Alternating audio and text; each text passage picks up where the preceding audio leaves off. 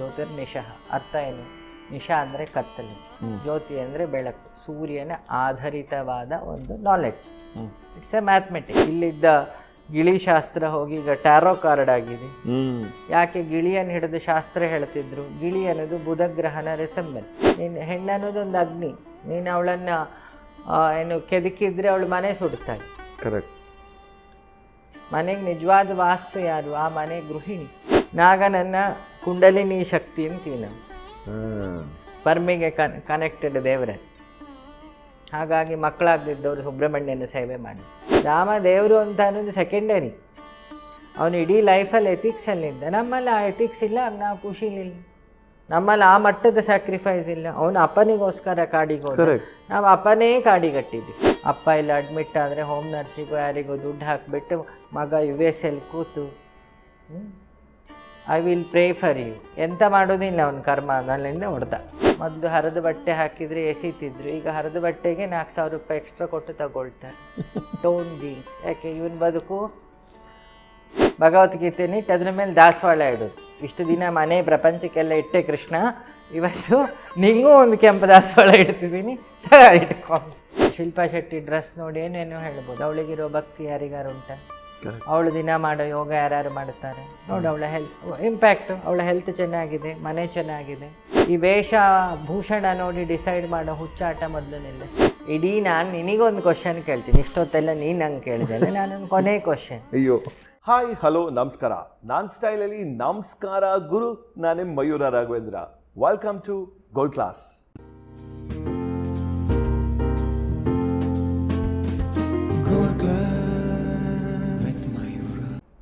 ಇವತ್ತು ನಾನು ನನ್ನ ಸ್ಟುಡಿಯೋ ಸೆಟಪ್ನ ಬಿಟ್ಟು ಬೇರೆ ಕಡೆ ಬಂದಿದ್ದೀನಿ. ಯಾಕೆ ಅಂತಂದರೆ ಪ್ರತಿ ಸಲ ಶೋನಲ್ಲೂ ಹೇಳಬೇಕಾದ್ರೆ ನಾನು ನಮಸ್ಕಾರ ಗುರು ಅಂತ ಹೇಳ್ತೀನಿ. ನನ್ನ ಐಡೆಂಟಿಟಿನೇ ನಮಸ್ಕಾರ ಗುರು ಅಂತ ಆಗ್ತಿದೆ.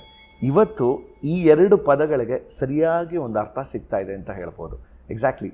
ಇವತ್ತು ನನ್ನ ಜೊತೆ ಶೋನಲ್ಲಿ ಫೈನಲಿ ನಮಸ್ಕಾರ ಗುರು ಅಂತ ಗುರುವಿನ ಸ್ಥಾನದಲ್ಲಿರುವಂಥ ನಮ್ಮ ವಿನಯ್ ಗುರುಜಿ ಇದ್ದಾರೆ. ನಮಸ್ಕಾರ ಗುರುಜಿ. ಎಲ್ಲನಿಗೂ ನಮಸ್ತೆ. ಆ ಗುರು ಅನ್ನೋ ಶಬ್ದ ನಾನು ಒಪ್ಪೋದಿಲ್ಲ. ಅದು universe is the guru. I am the part of that. Small correction. Guruji, ಹಾಗಾದ್ರೆ ಗುರು ಅಂದರೆ ನಿಮ್ಮ ಪ್ರಕಾರ ಯಾರು? ವೆನ್ ಯು ಗೆಟ್ ನಾಲೆಡ್ಜ್, ಯಾರಿಂದ ಎಲ್ಲ ನಿಮಗೆ ಜ್ಞಾನ ಸಿಗುತ್ತೆ ಅವರೆಲ್ಲ ಗುರುಗಳು. ಒಂದು ಮಗು ಗರ್ಭದಲ್ಲಿರುವಾಗ ಕತ್ತಲೆಯಿಂದ ಅದು ಕಲಿತದೆ. ಪಾಯಿಂಟ್ 1. ಅಲ್ಲಿಗೆ ಕತ್ತಲೆಯು ಗುರುಗಳೇ. ಕರೆಕ್ಟ್. ಅದೇ ಮಗು ಹೊರ ಪ್ರಪಂಚ ನೋಡಿದಾಗ ಫಸ್ಟು ನೋಡೋದು, ಈಗ ನಾರ್ಮಲಿ ಹಾಸ್ಪಿಟ್ಲ್, ಈಗ ಎಲ್ಲ ಸಿಸರಿನ್ ಬೇಬಿಗಳು. ಈ ಜಗತ್ತಲ್ಲಿ ಚೇಳೊಂದೇ ಗರ್ಭದಿಂದ ಹೊರಗೆ ಬರೋದು. ಈಗೆಲ್ಲ ಚೇಳಿನ ರೂಪ ಧಾರಣೆ ಮಾಡಿದ್ರಿ. ಹಿಂದೆ ಎಲ್ಲ ನಾರ್ಮಲ್ ಡೆಲಿವರಿ ಇದ್ರು. ಅವಾಗ ಅದು ನೋಡೋದು ತಾಯಿ ಮುಖವನ್ನು. ಕರೆಕ್ಟ್. ಮತ್ತು ಅವಳನ್ನು ಹೊರಗೆ ತಂದ ನರ್ಸಿನ ಮುಖವನ್ನು. ಅಲ್ಲೇ 2 ಗುರುಗಳಾಯ್ತವನಿಗೆ ಪ್ರಪಂಚ ತೋರಿಸ್ತು. ಅವನು ಮತ್ತೆ ತಂದೆ ಕೈ ಹಿಡಿದು ಬೆಳೀತಾನೆ. ಅಜ್ಜ ಅಜ್ಜಿಯ ಇನ್ಫ್ಲೂಯೆನ್ಸಲ್ಲಿ ಬೆಳೀತಾನೆ. ಸ್ಕೂಲಿಗೆ ಸೇರ್ತಾನೆ. ಪ್ರಕೃತಿಯಿಂದ ಕಲಿತಾನೆ. ಪ್ರಾಣಿಗಳಿಂದ ಕಲಿತಾನೆ. ಜೀವನವನ್ನೇ ಕಲಿತಾ ಹೋಗ್ತಾನೆ ತನ್ನ ಸಾವಿನ ತನಕ. ಕೊನೆಗೆ ಸಾವು ಅನ್ನೋದೊಂದು ಕಲೆ. ಆ ಸಾವಿನಲ್ಲಿ ಅವ ಪರಿಪೂರ್ಣ ಜ್ಞಾನ ಕಲಿತಾನೆ ತಲೆ ಇದ್ದವನಾದರೆ. ನನ್ನ ಸುತ್ತ ಯಾರಿಲ್ಲ ಅಂತ. ಬರ್ತಾ ನೀನು ಅಲೋನ್ ಇದ್ದಿ, ಹೋಗ್ತಾವು ಅಲೋನ್ ಇದ್ದಿ, ಮಧ್ಯದಲ್ಲಿ ಹಾರಾಡ್ದಿ ಅಲ್ವಾ? ಬರುವಾಗ ಗ್ರಾಫ್ ಪಾಯಿಂಟ್ ಹೀಗೆ ಶುರುವಾಗ್ತದೆ. Start from the same plane. ಮಧ್ಯದಲ್ಲಿ ಹೈಪಿಗೆ ಹೋಗ್ತದೆ, ಮತ್ತೆ ಹೀಗೆ ಬರುತ್ತೆ. ಕೊನೆ ಪಾಯಿಂಟು ಶುರು ಪಾಯಿಂಟ್ 2 ನಾಲೆಡ್ಜ್. ಮಧ್ಯದ ಪಾಯಿಂಟು ಅವನ concept. So it's a wave ಅಂತ ಅಂಬೋದಲ್ಲ ಗುರುಜಿ? ಹೌದು. ನಿಮ್ಮ ಹಾರ್ಟ್ ಬೀಟ್ ವೇವೇ ಎಲ್ಲ ತೋರಿಸಿ ಅಲ್ಲೇ ಉಂಟು. ಒಂದು ಗುರುವಿನ ಸ್ಥಾನ ಅಂತಿರ್ಬೇಕಾದ್ರೆ ಸುಮಾರು ಜೀವನದಲ್ಲಿ ಹೇಳ್ತಾರೆ, ನಿನ್ನ ಜೀವನದಲ್ಲಿ ಗುರು ಅನ್ನೋದು ತುಂಬ ಲ್ಯಾಕ್ ಮಾಡ್ತೀಯ, ಗುರು ಸ್ಥಾನ ಬೇಕು ಅಂತ ಹೇಳ್ತಾರೆ. ನನ್ನ ಜೀವನದಲ್ಲಿ ಸುಮಾರು ಸಲ ಆಗಿದೆ, ಒಂದು ಗುರು ಬೇಕು ಅಂತ. When will we find that guru? ಯಾವುದಕ್ಕೆ ಅಂತ ಶುರು ಪ್ರಶ್ನೆ. ಭೌತಿಕವಾದ ಸಾಧನೆಗೋ, ದೈವಿಕವಾದ ಸಾಧನೆಗೋ, ಆಬ್ಸಲ್ಯೂಟ್ ಟ್ರುತ್ತಿಗೋ? ಫಸ್ಟ್ ಈ ಸಬ್ಜೆಕ್ಟ್ ಯಾವುದು ಸೆಲೆಕ್ಟ್ ಮಾಡಿಕೊಂಡು ಅವರನ್ನು ಹುಡುಕಬೇಕು. ಮನುಷ್ಯನಿಗೆ 3 ಶರೀರ. ತಾಪತ್ರಯ ತಾಪ ಅಂದರೆ ಎರಡು ಸೇರಿದಾಗ ತಾಪ ಶುರುವಾಗುತ್ತೆ, ಅಗ್ನಿ. ಅವನು ಹುಟ್ಟಿದ್ದು ಇಬ್ಬರು ಸೇರಿ, ಪುರುಷ ಮತ್ತು ಪ್ರಕೃತಿ. ಶರೀರದಲ್ಲಿ ಎರಡು ಕೈ ಸೇರಿದರೆ ತಾಪ ಆಗುತ್ತೆ. ಒಬ್ಬ ಮನುಷ್ಯ ಅಥವಾ ಜೀವ ಯಾವ ವಸ್ತುವೋ ವ್ಯಕ್ತಿಯನ್ನು ಹುಡ್ಕೊಂಡು ಹೋದಾಗಲೂ ಅವನಿಗೆ ಖುಷಿ ಜೊತೆಗೆ ಸ್ವಲ್ಪ ದುಃಖವೂ ಅಲ್ಲಿ ರೆಡಿ ಇರುತ್ತೆ, ರೆಡಿಮೇಡ್ ಅಲ್ವಾ. ಈಗ ಒಂದು ಸ್ವೀಟ್ ಬಾಕ್ಸ್ ತಗೊಂಡ್ರೆ ಆ ಸ್ವೀಟಿನ ಜೊತೆಗೆ ಕಾಯಿಲೆ ತರೋ ಕಂಟೆಂಟು ಇರುತ್ತೆ, ಜೊತೆಗೆ ಅದರ ಪ್ಲಾಸ್ಟಿಕ್ ಕವರ್ಡ್ ಬಾಕ್ಸ್ ಇರುತ್ತೆ. ಅದು ಪ್ರಕೃತಿಗೆ ವಿಷ, ಮತ್ತು ಸ್ವೀಟು ವಿಪರೀತ ಆದರೆ ಶರೀರಕ್ಕೆ ವಿಷ. ಜಗತ್ತಲ್ಲಿ ಒಳ್ಳೇದು ಕೆಟ್ಟದಿದೆ ಅನ್ನೋಕ್ಕಿಂತನೂ ಜಗತ್ತನ್ನು ನೀನು ಹೇಗೆ ನೋಡ್ತಿ, ಹೇಗೆ ತಗೊಳ್ತಿ ಅದರ ಮೇಲೆ ಡಿಪೆಂಡೆಂಟ್. ಕಾನ್ಸೆಪ್ಟ್ ಏನು ಅಂತ ತಿಳ್ಕೊಂಡು ಆ ಗುರುಗಳನ್ನು ಹುಡುಕೋದು ಒಳ್ಳೆಯದು ಅಂತ ನಾನು. ಯಾಕಂದರೆ ಈಗೇನಾಗಿದೆ, ಮನುಷ್ಯ ಡಿಪ್ರೆಸ್ ಆದ ತಕ್ಷಣ ಏನು ಯಾರ್ಯಾರು ಸಿಗ್ತಾರೋ ಅವರಿಂದೆಲ್ಲ ಹೋಗ್ತಾನೆ, ಅವರು ಫ್ರಸ್ಟ್ರೇಷನಲ್ಲಿರ್ತಾನೆ, ಇವನು ಡಿಪ್ರೆಷನಲ್ಲಿರ್ತಾನೆ, ಎರಡೂ ಸೇರಿ ಇನ್ನೊಂದು ಹೊಸ ಕಾಯಿಲೆ ಶುರುವಾಗ್ತದೆ. ಸೊ ಹೇಗೆ ಒಂದು ಬಟ್ಟೆ ತೊಗೊಳ್ಬೇಕಾದ್ರೆ ಬ್ರ್ಯಾಂಡೆಡ್ ಅಂತ ಹುಡುಕ್ತಿರ್ತಾನೆ, ಅಥವಾ ಕ್ವಾಲಿಟಿ ನೋಡ್ತೀರಿ, ನಾಟ್ ಕ್ವಾಂಟಿಟಿ.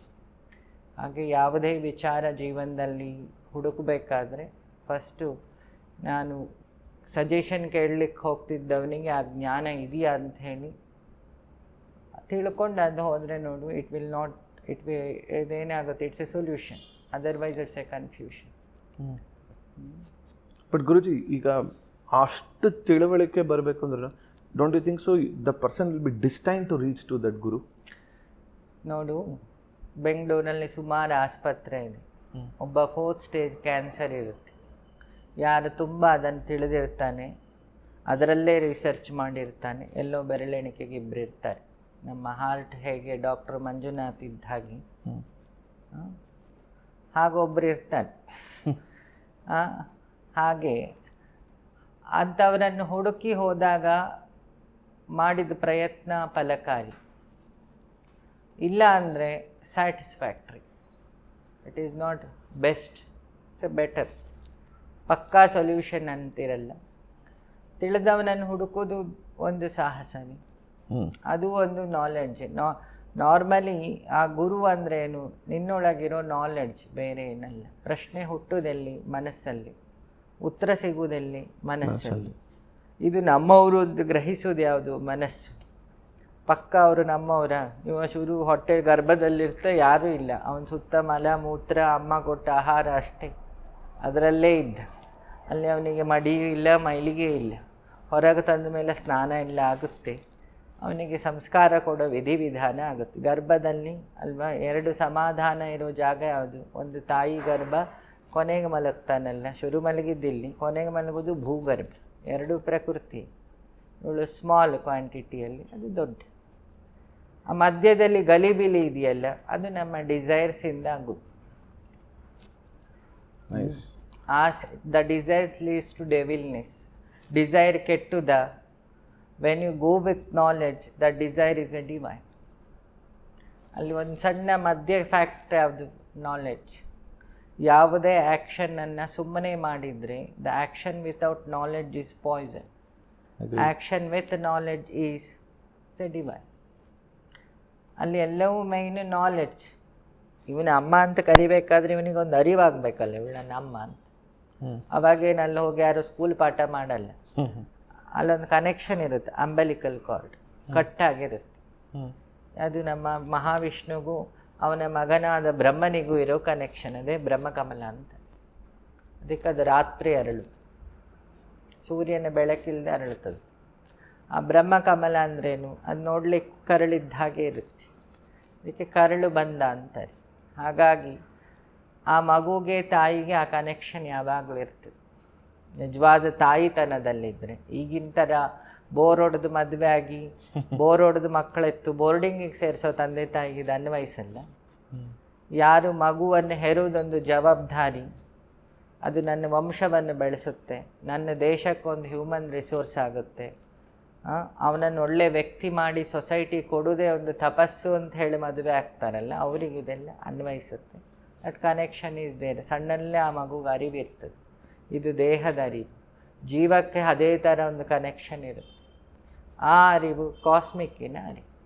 ಒಂದು ಮೊಬೈಲಿಗೆ ಹೇಗೆ ಕಂಪನಿಯವನು ಅಂತ ಒಬ್ಬ ಇರ್ತಾನಲ್ಲ, ಅದರೊಳಗಿರೋ ಸಿಮ್ಮಿಗೆ ಒಂದು ಅಪ್ಪ ಇರ್ತಾನೆ, ರಿಲಯನ್ಸು ಜಿಯೋದವನು. ಅದರೊಳಗಿರೋ ನೆಟ್ವರ್ಕಿಗೆ ಒಂದು ಅಪ್ಪ ಇರ್ತಾನೆ, ಟವರ್. ಅದರೊಳಗಿರೋ ಕರೆಂಟಿಗೆ ಒಬ್ಬ ಅಪ್ಪ ಇರ್ತಾನೆ. ನೋಡಿ, ಒಂದು ಮೊಬೈಲಲ್ಲಿ 4 ಜನ ಇದ್ದಾರೆ. ನಮ್ಮ ದೇಹದಲ್ಲಿಲ್ವಾ? ಮನಸ್ಸು, ಬುದ್ಧಿ, ಜೀವ, ಅಹಂಕಾರ, ಪರಮಾತ್ಮ, ಇಷ್ಟು ಜನ ಒಳಗಿದ್ದಾರೆ. ಎಲ್ಲರನ್ನ ಎಂಬೆಡೆಡ್ ಮಾಡಿ ಅದನ್ನು ಬಾಡಿ ಅಂತ ಹೇಳೋದು. ವೆಸ್ಟರ್ನ್ ಕಲ್ಚರಲ್ಲಿ ಬಾಡಿಯನ್ನು ಒಪ್ತಾರೆ, ಸನಾತನ ಧರ್ಮ ಅದನ್ನು ಒಪ್ಪುವುದಿಲ್ಲ. ಇವರಿಂದ ಬಾಡಿ, ನೀನು ಕರೆಂಟು. ಅದನ್ನೇ ವಿವೇಕಾನಂದರು ಉತ್ತಿಷ್ಟ ಜಾಗೃತ ಅಂದರೆ. ಜಾಗೃತ ಅಂದ್ರೇನು? You have to realise you are the soul, you are not the body, you are not limited, you are unlimited ಅಂತ. ಇದು ಹನುಮಂತ ಪ್ರೂವ್ ಮಾಡಿದ. ಎಲ್ಲಿ ತನಕ ಹನುಮಂತ ನಾನು ಬಾಡಿ ಎಂದ, ಅವನಿಗೆ ಹಾರಲಿಕ್ಕಾಗಿಲ್ಲ. ಯಾವಾಗ ಈ ಮಾದಿಗ ಸಮುದಾಯದವರು ಹನುಮಂತನಿಗೂ ಗುರು, ಯಾಕೆ? ಜಾಂಬವಂತನೇ ಅದರ ಇದು ಮಾಧಾನೋ ಶಬ್ದದಿಂದ ಶುರುವಾಗಿತ್ತು. ಆ ಜಾಂಬವಂತ ಬಂದು ಹನುಮಂತನಿಗೆ ಹೇಳ್ತಾನೆ, ನೀನು ಇದಲ್ಲ, ನೀನು ಆವಾಗಲೇ ಸಣ್ಣಲ್ಲೇ ಇಲ್ಲಿಂದ ಸೂರ್ಯನ ಹತ್ರ ಜಿಗಿದವನು, ಹಿಂಗೆ ಈ ಗುಡ್ಡ ಲಂಕೆ ಎಲ್ಲ ದೊಡ್ಡ ಲೆಕ್ಕನೇ ಅಲ್ಲ ಹನುಮಂತ. ಅವ ಹಾರ್ತಾನೆ. ಪವರ್ ಇರಲಿಲ್ಲ, ಒಳಗೆ ಇತ್ತು. ನೀ ಕೇಳಿದೆ ಗುರುವಿನ ಅಗತ್ಯತೆ ಏನು? ಹನುಮಂತ ನಾಲೆಡ್ಜಿಗೆ ನಾಲೆಡ್ಜ್, ಅವನು ಜ್ಞಾನಿನಾಂ ಅಗ್ರಗಣ್ಯ ಅಂತ ಶಾಸ್ತ್ರದಲ್ಲಿ. ಇಡೀ ಜ್ಞಾನಿಗಳಿಗೆ ಮಹಾಜ್ಞಾನಿ ಅಂತ ವಾಯುದೇವರು. ನಮ್ಮ ಬಾಡಿಲಿ ಎಲ್ಲ ಕಡೆ ಹೋಗ್ಲಿಕ್ಕಾಗೋದು ಪಂಚಭೂತದಲ್ಲಿ ವಾಯುಗೆ ಮಾತ್ರ. ಅದಕ್ಕೆ ಅವನನ್ನು ಪಂಚಪ್ರಾಣದಲ್ಲಿ ಮುಖ್ಯ ಪ್ರಾಣ ಅಂತ ಹೇಳ್ತೀವಿ ಅಲ್ವಾ? ನಮ್ಮ ದೇಹದಲ್ಲಿ 5 ಪ್ರಾಣ ಇದೆ, ವ್ಯಾನ, ಅಪಾನ, ಸಮಾನ, ಉದಾನ.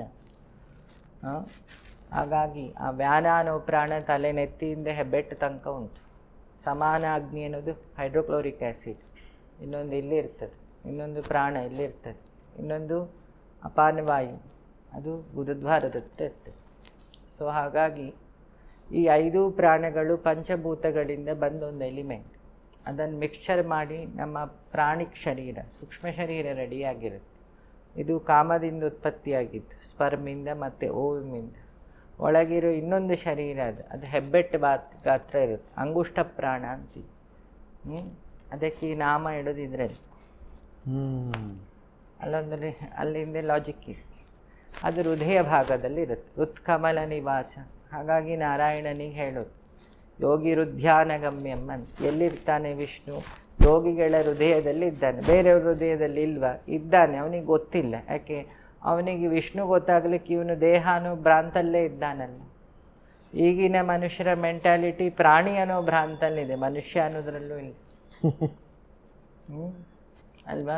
ಅವನು ಮನುಷ್ಯ ಆಗೋದು ಯಾವಾಗ? ಇದಂ ಶರೀರಂ ಖಲು ಧರ್ಮ ಸಾಧನಂ ಅಂತ ಇನ್ನೊಂದು ನಾಲೆಡ್ಜ್ ಎಂಟ್ರಾದಾಗ, ಧರ್ಮ ಸಾಧನೆಗೆ ಈ ಶರೀರ ಇದೆ ಅಂತ ಅವನಿಗೆ ಜ್ಞಾನ ಆದಾಗ ಅವನು ಮನುಷ್ಯ ಆಗ್ತಾನೆ. ಅಲ್ಲಿ ತನಕ ಅವನು ಪ್ರಾಣಿ ಅಲ್ಲ. ಮಕ್ಕಳಿರೋದು, ಊಟ ಮಾಡೋದು, ರೊಮ್ಯಾನ್ಸ್ ಮಾಡೋದು, ಕಂಡಲ್ಲಿ ಮಲಗೋದು, ಯಾವತ್ತೋ ಒಂದಿನ ಸ್ನಾನ. ಈಗಿನ ಎಲ್ಲ ಯೂತ್ಸ್ ಹಾಗೆ ಅಲ್ಲ, ದೇ ಆರ್ ಸೆಂಟ್ ಬೇಬೀಸ್.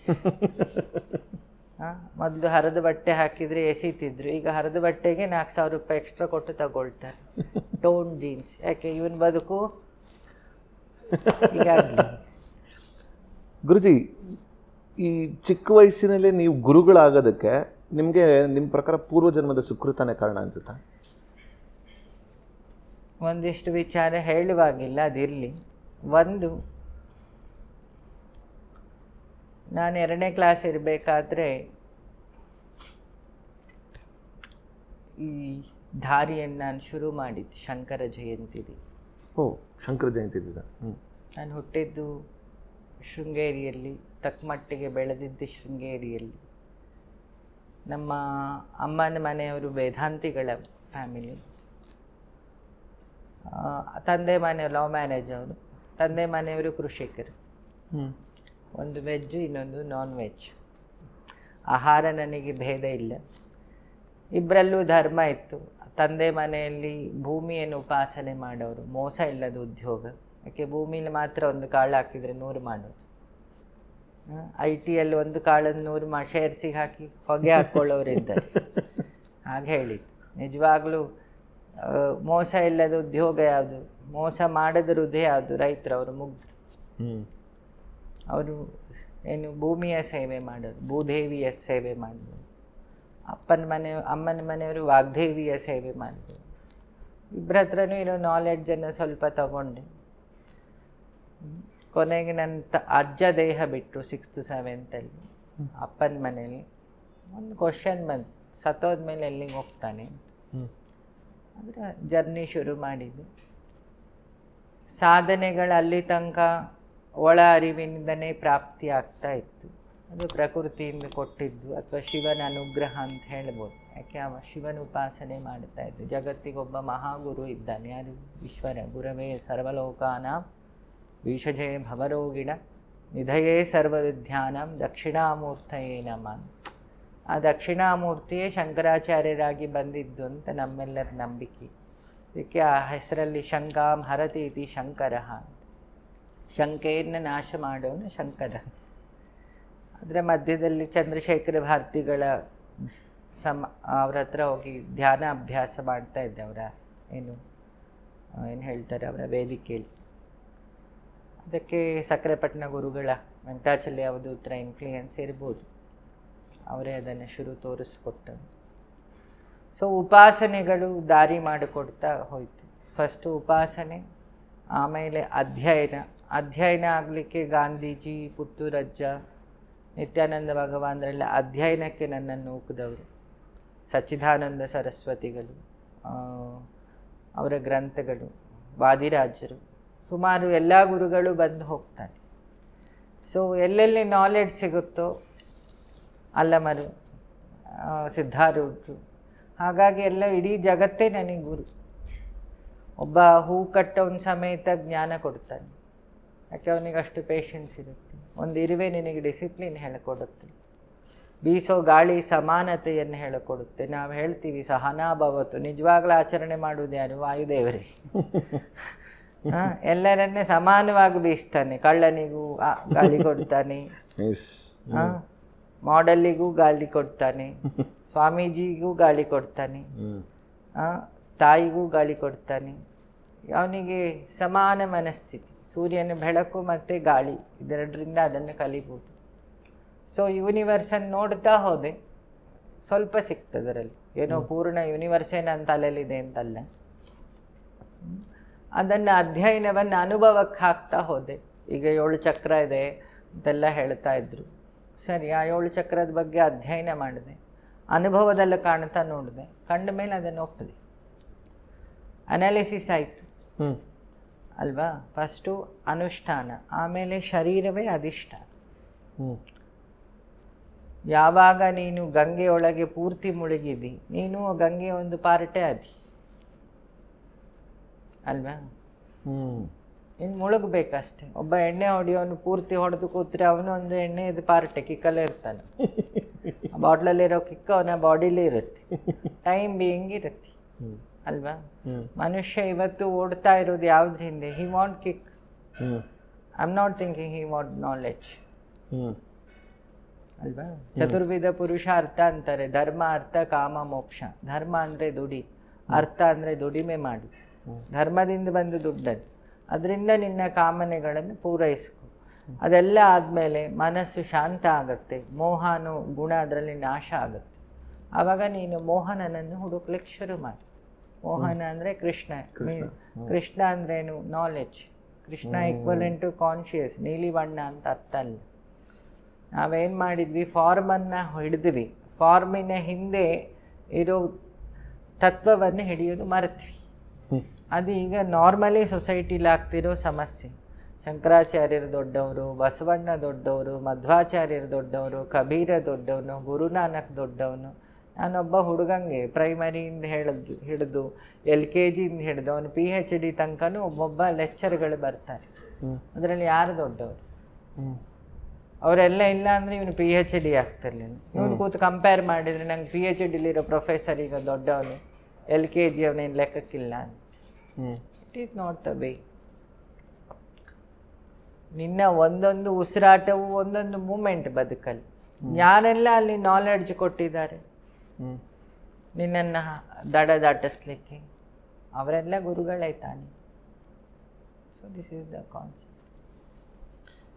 ನೀವು ಈ ಸ್ಥಾನಕ್ಕೆ ಬಂದ ಮೇಲೆ ಗುರುಜಿ, ನಿಮಗೆ ಮೊದಲನೇ ಬಾರಿ ತುಂಬ, I mean I am sure ಯಾವುದೋ ಒಂದು ದಿಗ್ಭ್ರಾಂತ ಆಗಿರುವಂಥ ಒಂದು ಅನುಭವ ಆಗಿರಬೇಕಲ್ಲ ಗುರುಜಿ? ನಂಗಂತ ಭ್ರಾಂತಿ ಇದ್ದವನಿಗೆ ದಿಗ್ಭ್ರಾಂತಿ. ನನಗೆ ಭ್ರಾಂತಿ ಸ್ವಲ್ಪ ಕಮ್ಮಿ. ಎಕ್ಸ್ಪೆಕ್ಟೇಷನ್ ಇದ್ದರೆ ಅದರಲ್ಲಿ ಭ್ರಮೆ, ಆಸೆ, ಖುಷಿ, ಭ್ರಾಂತು ಎಲ್ಲ ಇರುತ್ತೆ. ನಾನು ನನ್ನ ಕರ್ಮ ಸವಿತಾ ಇದ್ದೀನಿ, ಅಷ್ಟು ಗೊತ್ತು. ಮನುಷ್ಯನಿಗೆ 3 ಕರ್ಮ ಇದೆ: ಪ್ರಾರಬ್ಧ, ಸಂಚಿತ, ಆಗಾಮಿ. ಪ್ರಾರಬ್ಧ ಅಂದರೆ ಅಪ್ಪ ಅಮ್ಮ ಮಾಡಿದ್ದು ಜೆನೆಟಿಕಲ್ ಕರ್ಮ. ಸಂಚಿತ ಅಂದರೆ ತಾನೇ ಮಾಡಿಟ್ಕೊಂಡಿದ್ದು ಹಿಂದಿನ ದಿನದ ಊಟ. ಆಗಾಮಿ ಅಂದರೆ ಇಟ್ ಪ್ರೆಸೆಂಟ್, ನಾವೇನು ಈಗ ಮಾತಾಡ್ತಿದ್ದೀವಿ, ಇಟ್ಸ್ ಆಗಾಮಿ ಕರ್ಮ. ಒಳ್ಳೇದು ಮಾತಾಡ್ತಿದ್ದೀವಿ, ಅದರ ಪ್ರಾಫಿಟ್ ಒಳ್ಳೇದೇ ಇರುತ್ತೆ, ರಿಸಲ್ಟ್. ಬೇಡ್ದಿದ್ದು ಮಾತಾಡ್ತಾ ಕೂತ್ರೆ ವಿಲ್ ಗೆಟ್ ಫನ್. ಸುಮ್ಮನೆ ಹರಿಕತೆ ದೊಡ್ಡ ದೊಡ್ಡ ಏನದು ನಮ್ಮ ಭಾಷೆಯಲ್ಲಿ ಪುಂಗಿ ಬಿಡೋದು ಅಂತಾರೆಲ್ಲ, ಕತೆ ಹೇಳೋದು ಅಂಥದ್ದು ಹೇಳ್ತಾ ಇದ್ರೆ will get time pass. Result is there. ಮೂರು ವಿಚಾರಕ್ಕೂ ರಿಸಲ್ಟ್ ಉಂಟು. ಕರೆಕ್ಟ್. ಸೊ ಆ ಕರ್ಮವ ಹೇಗೆ ಬರುತ್ತೋ ಅದನ್ನು ಹಾಗೆ ಸ್ವೀಕಾರ ಮಾಡಬೇಕು. ಹಾಗೆ ಕಲ್ತವನಿಗೆ ಸೃಷ್ಟಿ ಗುರುವಾಗಿ ಕಾಣ್ತದೆ. ಹಾಗೆ ಕಲೀಲಿಲ್ಲ ಅಂದವನಿಗೆ ಸೃಷ್ಟಿ ಭಯವಾಗಿ ಕಾಡುತ್ತೆ. ಅಂಥವನೇನು ಮಾಡ್ತಾನೆ, ಆಸ್ಟ್ರಾಲಜಿ, ವಾಸ್ತು, ಅದು ಇದು ಅಂತ ಹೇಳಿ ಟೆಂಪ್ರವರಿ ಸೈಕಿಯಾಟಿಸ್ಟ್ ಅಂತ ಟೆಂಪ್ರವರಿ ಓಡ್ತಾನೆ. It's not the solution. It's not the solution. ಅಂದರೆ ನಿಮ್ಮ ಪ್ರಕಾರ ಈಗ ಒಬ್ಬ ಜ್ಯೋತಿಷ ಹತ್ರ ಹೋದಾಗ ಕೆಲವ್ರು ಹೇಳ್ತಾರೆ, ನಾನು ಈ ಗ್ರಹಗತಿಗಳು ನೋಡೋಂಥ ಅನುಷ್ಠಾನ ಮಾಡುವಂಥ ಪುರೋಹಿತರ ಹತ್ರ ಹೋಗ್ತೀನಿ, ಅವರು ನನ್ನ ಜಾತಕವನ್ನು ನೋಡಿ ಕರೆಕ್ಟಾಗಿ ಹೇಳ್ತಾರೆ. ನಾನು ಒಂಚೂರು ಹೇಳೋದು ಎಲ್ಲಿ ತನಕ ಹೇಳ್ಬೋದು. ಜ್ಯೋತಿಷ್ಯವನ್ನು ತಳ್ಳಿ ಹಾಕ್ತಿಲ್ಲ. ವೇದದೊಂದು ಭಾಗ ಜ್ಯೋತಿರ್ನಿಶಃ. ಅರ್ಥ ಏನು? ನಿಶಾ ಅಂದರೆ ಕತ್ತಲೆ, ಜ್ಯೋತಿ ಅಂದರೆ ಬೆಳಕು, ಸೂರ್ಯನ ಆಧಾರಿತವಾದ ಒಂದು knowledge. It's a mathematics. Correct, it's mathematics. Vedic ಮ್ಯಾಥಮೆಟಿಕ್ಸಿನ ಒಂದು ಭಾಗ. ಕರೆಕ್ಟ್. ಇದನ್ನು ತಂದು ಕೊಟ್ಟವನು ವರಹಮೀರ. ಮತ್ತು ಇನ್ಯಾರು ಏನು ಹೇಳ್ತಾರೆ, 40,000 ಶ್ಲೋಕ ಬರೆದಿದ್ದು ವರಹಮೀರ. ಮತ್ತು ಇನ್ನೊಬ್ಬ ಅವನ ಹೆಸರು ಮರ್ತೇನೆ ನಾನು, ಒಬ್ಬ ಋಷಿ. ಅವರಿಬ್ಬರು ಇದನ್ನು ಈ ಅಷ್ಟಮಂಗಲ ಎಲ್ಲ ನಿಂತಿದ್ದು ಅದರ ಮೇಲೆ, ಆ ಶ್ಲೋಕದ ಮೇಲೆ ಒಂದು ಲಾಜಿಕ್ ಮೇಲೆ ಅದು ನಿಂತಿದೆ. ಅದನ್ನು ಕಲೀಲಿಕ್ಕೆ 16 ವರ್ಷ ಅವನು ವೇದಿಕ್ ಮ್ಯಾಥಮೆಟಿಕ್ಸ್ ಕಲಿಬೇಕು. ಅಬಾಕಸ್ ಎಲ್ಲ ಅದರಿಂದನೇ ಬಂದಿತ್ತು. ಏನೆಲ್ಲ ಪ್ರಪಂಚದ ನಾಲೆಡ್ಜ್ ಇದೆ ಅದೆಲ್ಲ ಭಾರತದಿಂದ ಹೋಗಿತ್ತು. ಇಲ್ಲಿಂದ ಕಳರಿ ಹೋಗಿ ಈಗ ಕುನ್ಫು ಆಗಿದೆ, ಮಾರ್ಷಲ್ ಆರ್ಟ್ಸ್ ಆಯಿತು. ಇಲ್ಲಿದ್ದ ಜ್ಯೋತಿಷ್ಯ ಜ್ಞಾನ, ಇಲ್ಲಿದ್ದ ಗಿಳಿಶಾಸ್ತ್ರ ಹೋಗಿ ಈಗ ಟ್ಯಾರೋ ಕಾರ್ಡ್ ಆಗಿದೆ. ಯಾಕೆ? ಗಿಳಿಯನ್ನು ಹಿಡಿದು ಶಾಸ್ತ್ರ ಹೇಳ್ತಿದ್ರು. ಗಿಳಿ ಅನ್ನೋದು ಬುಧ ಗ್ರಹನ ರೆಸೆಂಬಲ್, ಅವನ ರೆಪ್ರೆಸೆಂಟೇಟಿವ್ ಅಲ್ವಾ? ಹಾಗಾಗಿ ಶಾರದೆ ಕೈಲಿ ಗಿಳಿ ಇದೆ. ಬುಧನ ವಾಹನ ಯಾವುದು? ಗಿಳಿ. ಪಕ್ಷಿಗಳಲ್ಲಿ ಕಂಪೇರ್ ಮಾಡಿದರೆ ಅಲ್ವಾ? ಬುದ್ಧಿಕಾರಕ ಅವನು, ಹಿಸ್ ದ ನಾಲೆಡ್ಜ್. ಹಾಗಾಗಿ ಪಕ್ಷಿಗಳಲ್ಲಿ ಗಿಳಿಗೆ ಮಾತ್ರ ಭಾಷೆ ಕಲಿಸ್ಲಿಕ್ಕಾಗ್ತದೆ. ಕರೆಕ್ಟ್, ಹೌದು. ಬೇರೆ ಪಕ್ಷಿಗೆಲ್ಲ ಭಾಷೆ ಕಲಿಸ್ಲಿಕ್ಕಾಗಲ್ಲ, ಟ್ರೈನ್ ಮಾಡ್ಬೋದು. Is all the logic. ನಾವು ಯಾಕೆ ಆ ಗಿಳಿ ಕಾರ್ಡ್ ಹುಡುಕ್ಲಿಕ್ಕೆ ತಾಕತ್ತಿದೆ ಅಂತ ನಾವು ಹುಡುಕ್ಬೇಕು. ನಾವಲ್ಲ, ಗಿಳಿಶಾಸ್ತ್ರ ಕೇಳಿ ವಾಪಸ್ ಬರ್ತೀವಿ. Are not analysing what is that. ಅದು ಸಮಸ್ಯೆ. ಈ ನವಗ್ರಹ ಅಂತ ಉಂಟು. ಏನು? ನಮ್ಮ ದೇಹಕ್ಕೆ ನವಗ್ರಹಕ್ಕೆ ಏನು ಸಂಬಂಧ? ನಮ್ಮ ಶರೀರದಲ್ಲಿ ನವರಂಧ್ರ ಅಂತ ಉಂಟು. We are the part of earth. ಇದರದ್ದೇ ಆದ ವೇವ್ಲೆಂತ್ ಇದೆ. ಆ ಗ್ರಹಗಳಿಗೂ ವೇವ್ಲೆಂತ್ ಇದೆ. ಶಾಸ್ತ್ರವನ್ನು ಬಿಡುವ, ಒಂದರ ವೇವ್ಲೆಂತ್ ಇನ್ನೊಂದಕ್ಕೆ ಹೊಡಿಯಲ್ವಾ? ಒಂದು ಟಿ ವಿ ಹತ್ರ ಒಂದು ಮೊಬೈಲ್ ತಗೊಂಡೋಗಿಡಿ, ಇಟ್ ರಿಫ್ಲೆಕ್ಟ್ಸ್. ಕರೆಕ್ಟ್. ಸೊ ಈ ನಾಲೆಡ್ಜಲ್ಲಿ ನೋಡಿದಾಗ ಸೂರ್ಯ ಮತ್ತು ಗ್ರಹಗಳ ಆಧಾರಿತದ ಕ್ಯಾಲ್ಕುಲೇಷನ್ನಿಗೆ ಬರ್ತೀನಿ. ಓಕೆ. ನಮ್ಮ ದೇಹದಲ್ಲೂ ಶಾಸ್ತ್ರ ಹೇಳುತ್ತೆ, ಇದು ಸೂರ್ಯನಿಗೆ ಸಂಬಂಧಪಟ್ಟಿದ್ದು. ಚಕ್ಷುರು ಸೂರ್ಯೋ ಅಜಾಯತ, ಚಂದ್ರಮ ಮನಸ್ಸು ಜಲ ಇದ್ದ ಹಾಗೆ. ಹಾಗಾಗಿ ತುಂಬ ಹುಚ್ಚಿಡ್ದವರಿಗೆ ಅಮಾವಾಸ್ಯೆ ಹುಣ್ಣಿಮೆ ಬಂದರೆ ಸಮುದ್ರದ ನೀರು ವ್ಯತ್ಯಾಸ ಆದಾಗ ಅವರಲ್ಲಿ ವ್ಯತ್ಯಾಸ ಆಗುತ್ತೆ, ಮನಸ್ಸು ವ್ಯತ್ಯಾಸ ಆಗುತ್ತೆ. ಇದೊಂದು ಲಾಜಿಕ್ ಅಲ್ವಾ? ಸೂರ್ಯ ಕಣ್ಣಿಗೆ ಸಂಬಂಧಪಟ್ಟ ದೇವತೆ. ಪುರುಷ ಸೂಕ್ತದಲ್ಲಿ ಎಲ್ಲವೂ ಹೇಳಿ ಮುಗಿಸಿಯಾಗಿದೆ. ಪುರುಷ ಸೂಕ್ತ ಅನ್ನೋ ಮಂತ್ರದಲ್ಲಿ ಒಳಗೆ ಎನರ್ಜಿಯನ್ನು ಕ್ರಿಯೇಟ್ ಮಾಡಲಿಕ್ಕಾಗುತ್ತೆ. ಅದರ ಬಗ್ಗೆ ರಿಸರ್ಚ್ ಆಗ್ತಾ ಇದೆ. ಹಾಗಾಗಿ ಸೊ ನಾವೇನು ಮಾಡಿದ್ದೀವಿ, ಈಗಿನ ಹುಡುಗರು ಶಾಸ್ತ್ರವನ್ನು ತೆಗೆದು ಅದು ಏನೂ ಆಗದಿದ್ದು ಅಂತ ಬದಿಗಿಟ್ಟಿದ್ದೀವಿ. ಅಟ್ಲೀಸ್ಟ್ ಅದನ್ನು ಹುಡುಕ್ಲಿಕ್ಕೂ ಹೋಗಿಲ್ಲ. ನಮಗೆ ಹೇಗಂದರೆ, ನಮ್ಮನೆ ಹಿಂದ್ಗಡೆ ಯಾವ್ದಾರು ಔಷಧಿ ಗಿಡ ಇದ್ದರೆ ನಮಗೇನು ದೊಡ್ಡ ವಿಚಾರ ಅಲ್ಲ. ಅದೇ ಯಾವುದೋ ಹಿಮಾಲಯದಲ್ಲಿ ಒಂದು ಬೇವಿನ ಗಿಡ ಅವನಾರು ತಂದು ಕೊಟ್ಟರೆ ಇವನಿಗೆ ಏನು ಪ್ರೀತಿ ಅದರ ಮೇಲೆ ಅಲ್ವಾ? ಆ್ಯಕ್ಚುಲಿ ಹೌದು.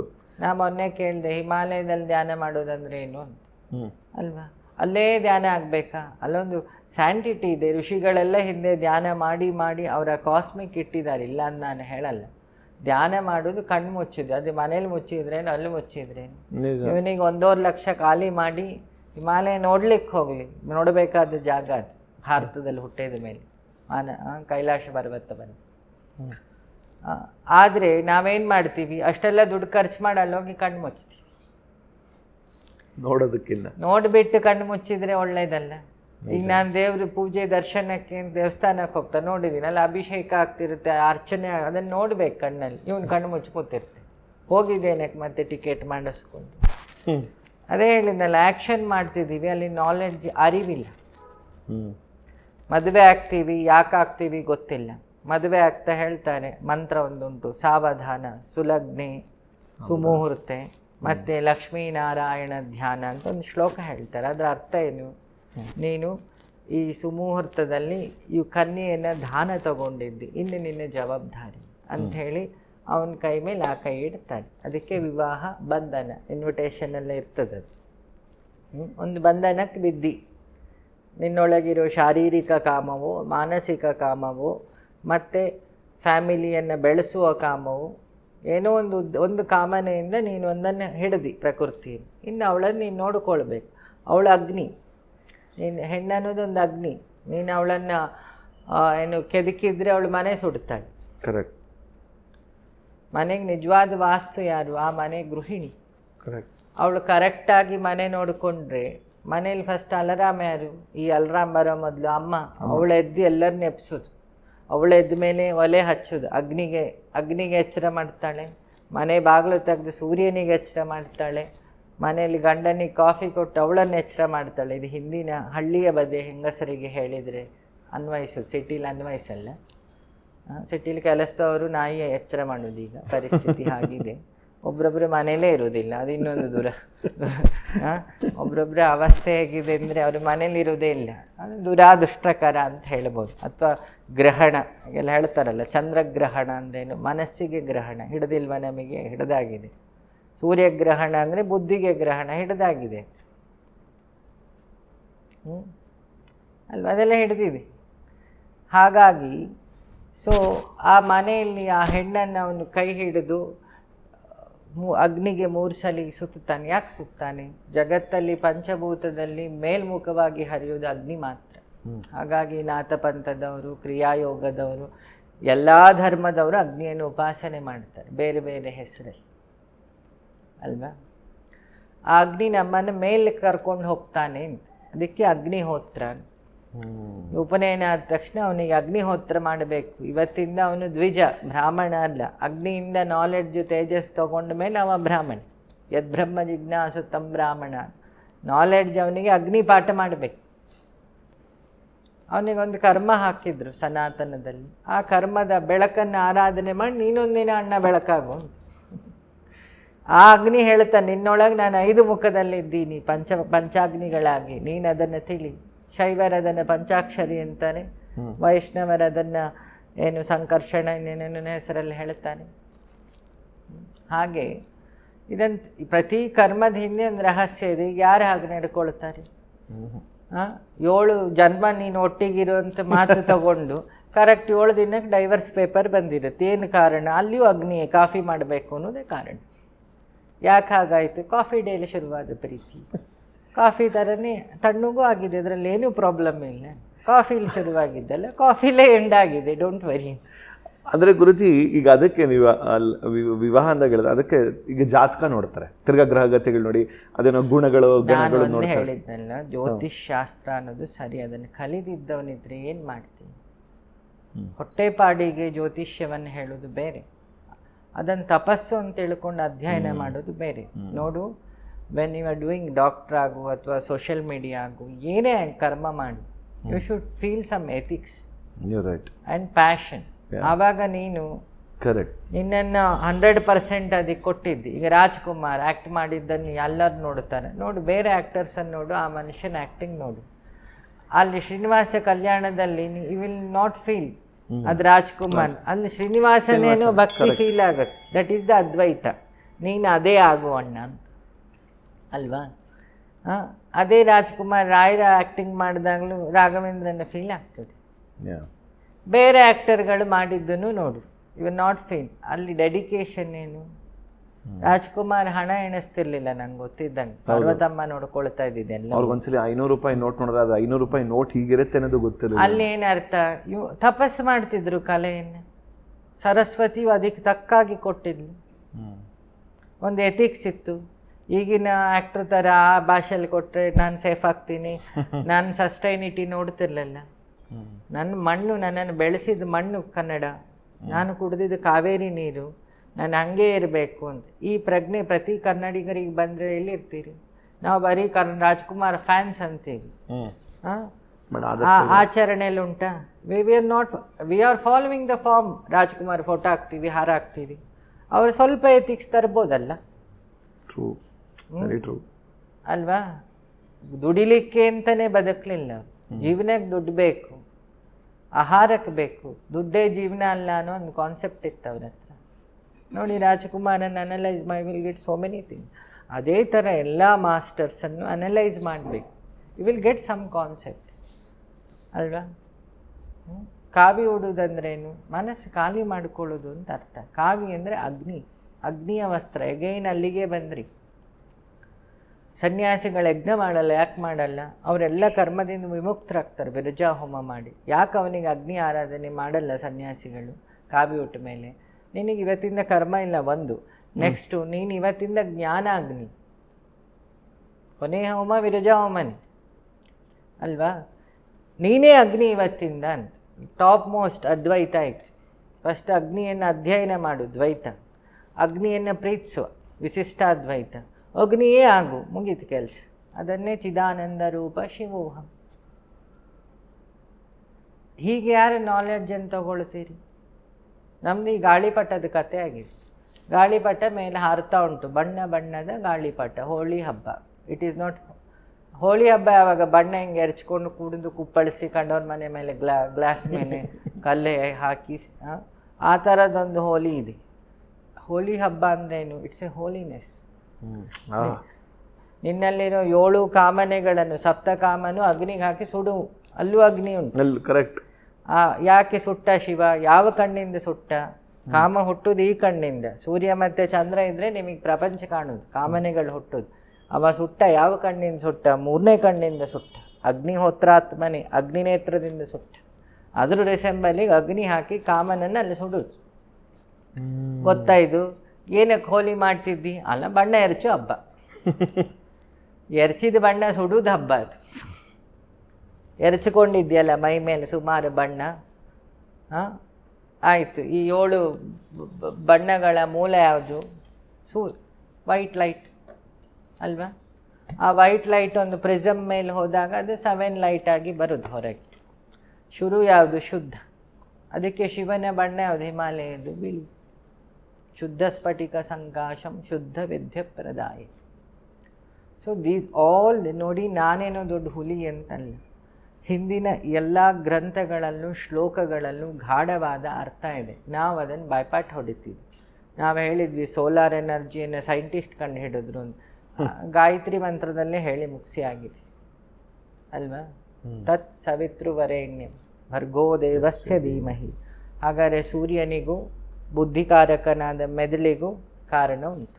ಬುಧಗ್ರಹದ ಮೇಲೆ ಬೆಳಕು ಬಿದ್ದಾಗ ಅದು ಚುರುಕಾಗ್ತದೆ. ಬುಧಗ್ರಹ ಮೆದುಳಲ್ಲುಂಟು. ಅದಕ್ಕೆ ಯಾವುದು? ಅದಕ್ಕೆ ಆ ಬೆಳಕಿನ ಮೂಲಕ ನೀನು ಬಂದು ನನ್ನಲ್ಲಿರೋದು ಈ ಜ್ಞಾನವನ್ನು ಪ್ರಚೋದಿಸು. ವಿದ್ಮಹೆ ಅಂದರೆ ಅರ್ಥ ಏನು? ಮಹಿ ಅಂದ್ರೇನು? ಭೂಮಿ. ಸೊ ಇದನ್ನು ನಾವು ಎಂಬೆಡೆಡ್ ಸಿಸ್ಟಮನ್ನು ಭಾರಿ ಹೊಗಳುತ್ತೀವಿ, ಹೌದು ತಾನೇ? ಜಗತ್ತಿನ ದೊಡ್ಡ ಎಂಬೆಡೆಡ್ ಸಿಸ್ಟಮ್ ಯಾರು ಹೇಳು? ಶುರು ಹಯಗ್ರೀವ, ಅದಾದಮೇಲೆ ಲೋಪಾಮುದ್ರ, ಅದಾದಮೇಲೆ ಅದನ್ನು ಎಂಬೆಡೆಡ್ಡೇ ಮಾಡಿಟ್ರು ಶಂಕರಾಚಾರ್ಯ. ಯಂತ್ರಗಳನ್ನು ಜಾಸ್ತಿ ಇಟ್ಟಿದ್ದೆವರು. ಅದರಲ್ಲೆಲ್ಲ ಕೋಡ್ ವರ್ಡ್ ಇಟ್ಟು ಬೀಜ ಮಂತ್ರ. ನಮ್ಮ ಮೊಬೈಲ್ ಕೋಡ್ ವರ್ಡ್ ನಾವು ಒಪ್ತೀವಿ, ಟೋಪೋಲಜಿನ್ 1 and 0. 1 ಅಂದರೆ ಸಗುಣ, 0 ಅಂದರೆ ನಿರ್ಗುಣ. ಅದನ್ನೆಲ್ಲ ಭಗವತ್ಪಾದರು ಇಟ್ಟಿದ್ದು.